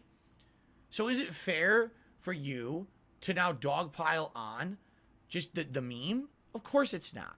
It's incredibly immature. It's dangerous. It's harmful. It's fucked up. And I'm tired of it. I'm tired of being the whipping boy of the FGC. I don't care about the FGC. I left for a reason. I saw at that early era of Street Fighter 4 and Ultimate Marvel vs. Capcom 3 in particular, I saw this new mentality of entitlement, of egotistical behavior, everyone trying to get ahead to be the top streamer, to be the top content creator. I didn't like it. When I grew up in the FGC, there were egos, but the egos were for your game, not for your level of popularity online, not for your level of clout, not for taking jabs at each other and shit like that. It was like, you talk as much shit as you want, but the moment you show up at that tournament and you fight, it's all on the line, and that game is the end-all, be-all of it, right? And at the end of the day, you win, you lose, you shake hands, you walk out of there, that's the end of it. Today, the FGC is about backstabbing, drama, fucked up, attacks and memes, and just who do we cancel today? Who do we shit on today? By the way, the FGC remains to this day one of the least welcoming competitive communities. People frequently criticize it, saying it's incredibly sexist, it's incredibly racist, it has all these problems, and they don't want to talk about that. What they want to do is they want to keep up with their bullshit bullying mentality. They want to pile on. They want to look at someone like Arturo, who right now is in incredibly hot water, has a lot of accusations being thrown their way. Hey, everyone, look at that guy today. Because if you look at him, you'll stop looking at us, right? And that's really what it is. It's really messed up, the way that community operates, all right? And I don't like it, all right? I don't want to be called, oh, now Arturo's the new DSP. The guy, he does all these horrible things, and when he gets accused with them, he doesn't provide any evidence. I didn't do anything, all right? Fuck you. Every little pussy bitch out there who wants to name drop me in a negative way, you have no evidence of anything because it's not true. If you had evidence, there'd be fucking evidence. There's none.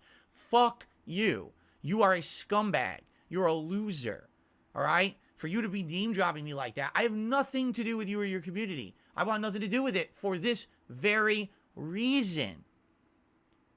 You ignore facts. You erase history. You pretend like I never won a fucking game of anything. I did. For years and years, I was a top Super Turbo player. I was a tournament organizer. I was well respected in the community for a 3 or 4 year period there after the fluke that you like to say was my placing at Evo. But funny how you've managed to just erase 4 or 5 years of history in a puff of smoke to say your stupid fucking narrative. All right? You're a child to me. You're nothing. You're a nobody. You don't affect me. You're a loser. And I don't want to fucking hear my name in your mouth anymore. This goes for the entire fucking FGC. Leave DSP out of your mouth. Because I don't want anything to do with you. When I cover Street Fighter 6, I very well may be playing some of you online. I don't care. I don't want to hear about, I beat DSP and he sucks and blah, blah, blah, blah. Shut the fuck up. Right, seriously. Just grow up. Grow a fucking pair and do something for yourself other than become a bandwagoning bitch. Because that's what you are. You're a bunch of bandwagoning bitches to say Arturo's situation is exactly the same as mine. It couldn't be further from the truth. The things that I'm accused of are not true in any way, shape, or form, but are based on a nugget of truth, and I can't go out of my way to disprove them because that would put myself and my family at personal risk, okay? Arturo's situation is very different.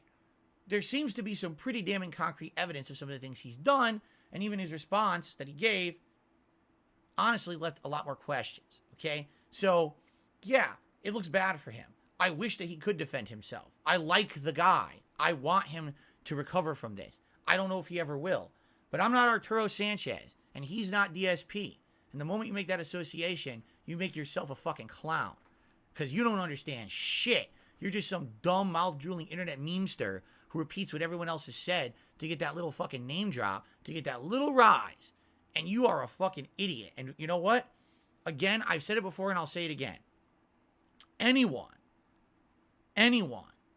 who name drops me in a way like this, all right? If you're a fan or a viewer of their content, the moment they say the DSP line, that's the moment that content creator jumped the shark. It just proves that they're just that fucking, they're played out, man. They're lame. They don't even know what they're talking about. They're just saying something to say something, and they don't know, they're not going to be giving you any kind of intelligent thought. They're just going to be regurgitating the nonsense memes, and those are the people you don't want to be watching, quite frankly. All right? Just being honest here. Do you want to follow someone who's going to be truthful, who's going to be giving you information, who's going to be giving you, all that stuff? Or do you want someone who's just on every meme? Seriously. Every fucking negative meme, every fucking piece of shit, right? And, for me, and the thing is, there's the vast majority of people who watch YouTube or Twitch, that's what they are. They're just people who just care about the memes. They care about the memesters and the shit like that. You can't change those people. But if anyone just watches this podcast in its entirety, which I hope you would do, rather than listen to a fucking hater clip of it, and you listen to this, you're like, wow, that is kind of messed up. If 2 people watch this and say, that makes sense. Some idiot wants to name drop DSP. They don't actually know the real situation. They're just doing a meme. That's someone I don't want to watch anymore.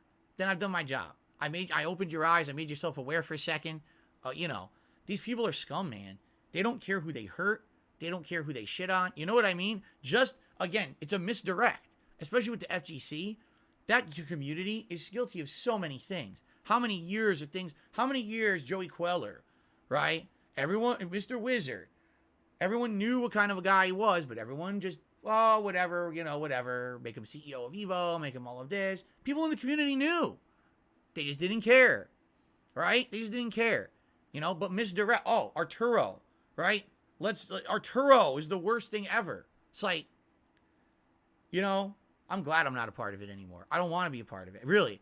And again, this is not every person in the FGC. Sadly, there's a group of people who are prominent, who are big mouths, okay? They're the ones who are getting the clout and attention, and sadly, they're the ones that are making that community look so bad. There's a lot of really good people in the FGC who I had relationships with, ongoing friendships with over the years, and I feel bad. I feel bad, especially for like old school tournament organizers and stuff who are still doing it. They got to put up with this fucking shit, this drama, and this nonsense. You know what I'm saying? It's just so bad, and that's why I can't deal with it anymore. I like being me. I like doing my own content here. I like not having to deal with that shit. The moment that I stepped foot into a tournament or I stepped foot into one of these fucking communities, This is the nonsense that happens. I'm not even involved in the FGC, and they still name drop me. Can you imagine if I went to a tournament? Phil, will you ever go back to a tournament? You want to know? Fuck no. No. As much as I would love to go to a tournament and play Super Turbo or Street Fighter 6, the moment I step in, this is what would happen. This bullshit. Because these people are so immature and toxic, and no one stops it. They actually promote this kind of behavior to, oh, that was great that he name dropped DSP for clout. Oh, it's hilarious. Ha ha ha. You know, how dumb can you be? How immature can you be to think that that's behavior that you want in your community, right? At this point with the Arturo situation, I feel bad because I like the guy, but at the same time, yeah, he's got a lot of weird shit that happened on that show yesterday that kind of needs to be answered for. And honestly, I don't know if he can do that without hurting himself further. You know what I'm saying? Even if he has evidence that what he said is real, like everything he said was truthful, it seems like the only way he could prove it is to expose himself further, which is bad, which obviously you don't want to do. So I wish I had good advice for the guy. I don't think I do. You know what I'm saying? Man, I wish I had better advice, you know? I would invite Arturo, an open door, to be on a show of mine to talk about this, but I'll be frank with you, I don't know what he could do to kind of defend himself any further, because it seems like he's between a rock and a hard place here. You know what I'm saying? Like, I don't think he could. Again, maybe there is something that I'm not aware of, but after having heard that 2-hour show last night that he put on, it's like, man, I want there to be clarity. I want this to be cleared up. But to me, it's like, the questions I would have is, what is this whole plane ticket thing, and how the hell does that factor into Matcherino? Because that just opens up a whole new can of worms. If Matcherino funds are being misappropriated to pay for plane tickets and shit, that's huge. That could have tax implications. That could have legal implications. Not just for Arturo, for Matcherino as a company. All right? That's not good. If Arturo was an unpaid employee and was told to take cuts of pots to pay himself, and there was no contract in place, that's also a huge legal liability for Matcherino. You know, all these things, you know, that were said. So, I don't know, man. But, you know, anyway, I got it off my chest. All right? I'm not Arturo. Arturo's not me. It's definitely not the same situation. Just because someone can't properly defend themselves doesn't mean it's a DSP situation. All right? It's completely different. I'm tired of people stop name dropping me. You don't know what the fuck you're talking about. You're a fucking pussy jackass for doing it. All right? And the people know who they are, because there's more than one, and people know who they were. In the last 24 hours, I see my name all over fucking Twitter. I'm like, fuck off. You know, you little bitch. And that's really all I have to say about it. You know? I'll be honest with you, I don't think anything further will come of this. I think, at least on my end, I have nothing else to really say about it. Unless there are any other further developments or whatever. I think we're done with this. And at least I said my piece. All right? So, FGC, the bad actors of the FGC, I should say, just fucking shut up and grow up. I'm tired of you. I'm not gonna be talking about you. I don't. So, just grow up and, you know, I'm tired of your nonsense. I'm so far above you anyway. You know, I really am. I don't have to be ingrained with all the fucking bullshit and drama of your community. Thank God. Man, that would have been the worst choice I ever did if I decided to become a full-time content creator in the FGC rather than being a variety creator like I am. I don't think I'd be able to sleep. I don't think I'd be able to enjoy the content I put out. Really. I'd be like, I hate myself. I would hate myself if I had to do what a lot of those guys have to do. And I'm glad that I didn't take that path. All right? And this is why. Because of the drama and the nonsense and the toxicity and the negativity that they just throw my way completely unwarranted. And I'm tired of it. So I said my piece. I wish Arturo the best. I don't know if or how he's going to get out of this. All right.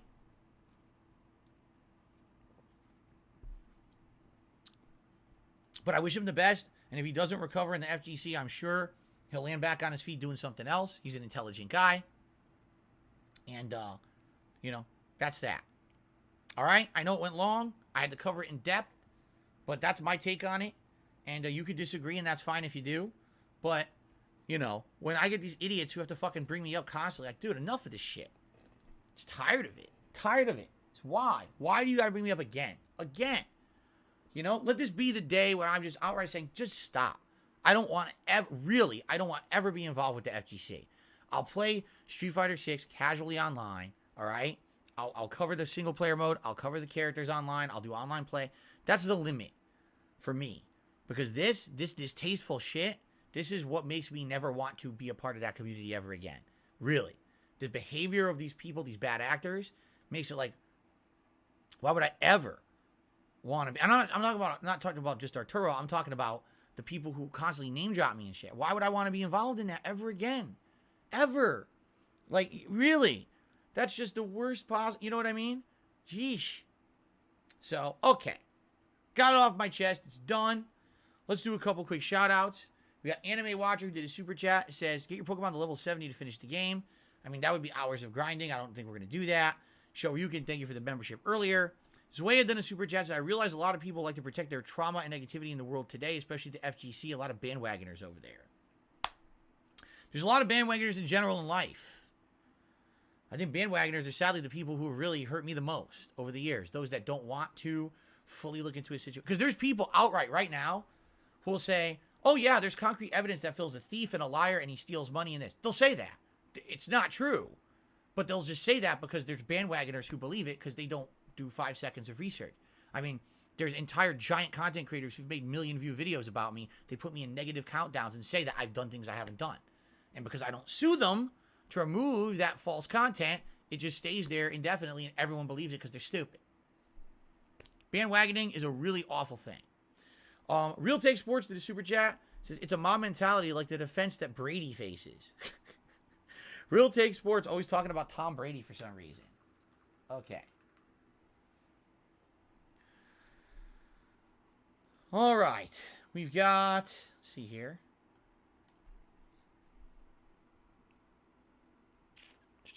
Tips. Some tips. Just a few tips. Probably a lot of troll tips. So if they're troll tips, I will just skip them, but let's see what we've got. Oh, yeah. First tip is a troll tip. Yep. There you go. So ignore that one. Completely stupid. We've got another troll tip. I'm not even kidding you. I knew it.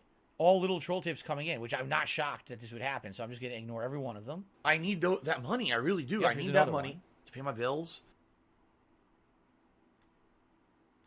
$16.51 from PayPal. Mishael actually did a legit tip. He says, epic podcast, very informative. Thank you, Mishael. Appreciate the $3 tip. I just skipped through all the nonsense.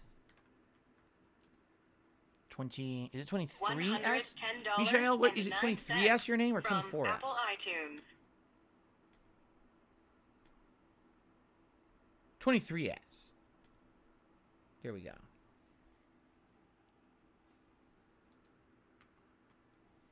And it was a $3 tip.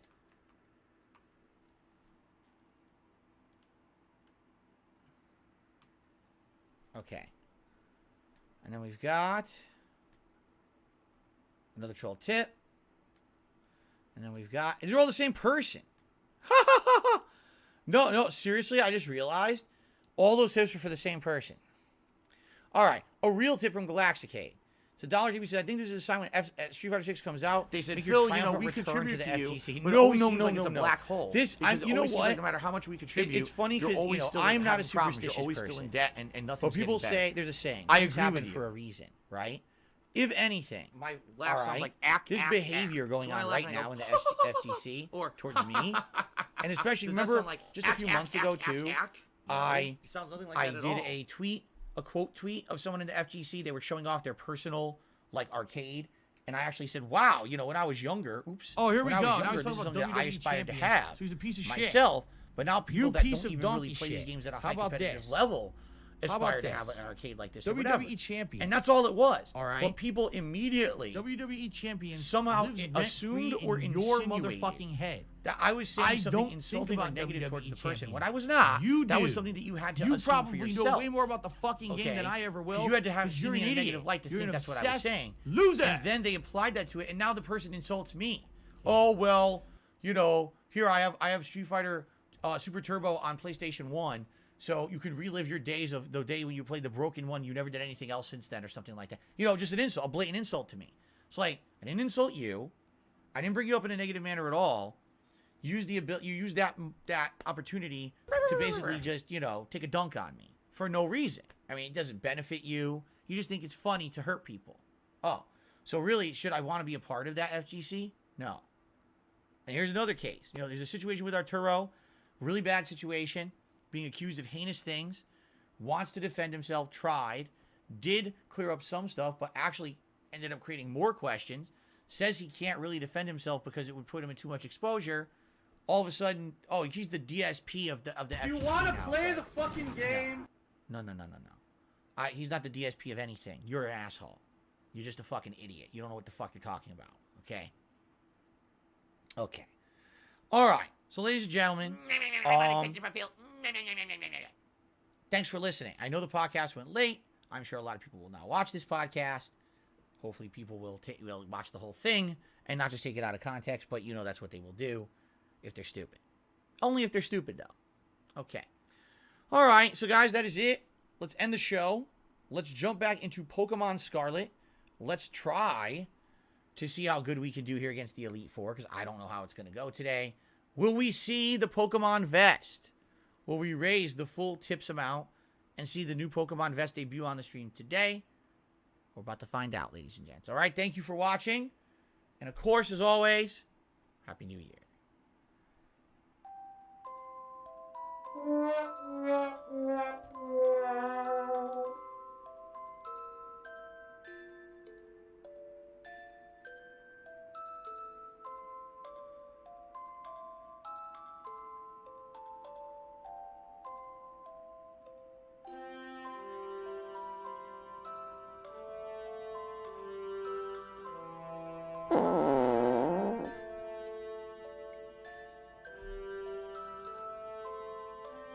YouTube mode on.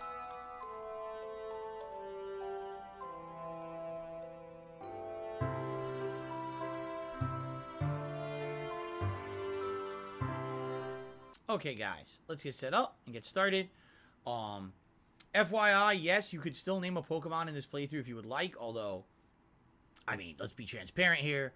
Probably only a couple streams left for Pokemon Scarlet before we finish the game, and therefore, with only a couple streams left, perhaps you would want to be a little bit reserved with naming a Pokemon, only because you probably will only see them 1 to 2 more streams regardless. However, you know, I appreciate any support. You know, regardless, you know, again, here, rewards are in effect. You get to see the cool Pikachu hat. If we hit the $100 tips goal today, you get to see the new Pokemon Vest. If we hit $150 in tips today, and anything else is also greatly appreciated. By the way, it is still freezing cold in here. The hat is worn. So I need to close my window even further. Fuck? Okay? Derek, I'm glad you liked the picture of the vest. Did you see I showed it on stream today? You missed it, huh? I already showed it on the podcast. Oh.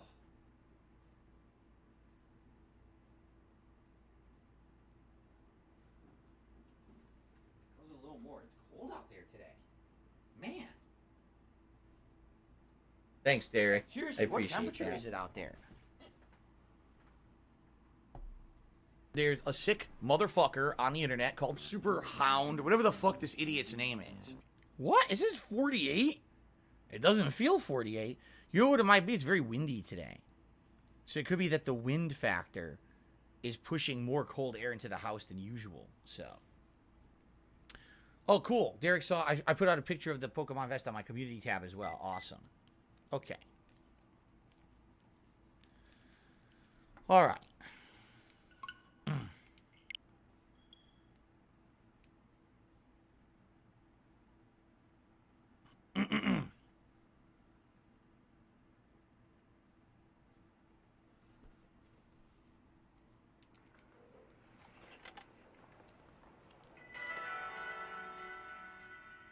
Business related, I still have it.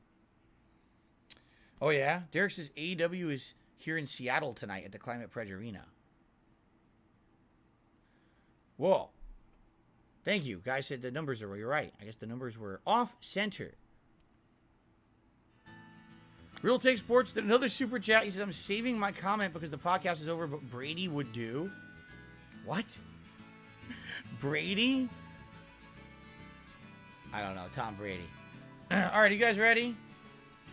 Here we go. Good Lord.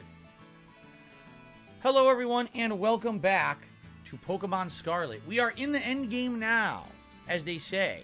Last time around when we played, we had completed the Team Star plot line, and then we came down here to the lighthouse, and we beat Arvin in a duel that was a very challenging duel, quite frankly.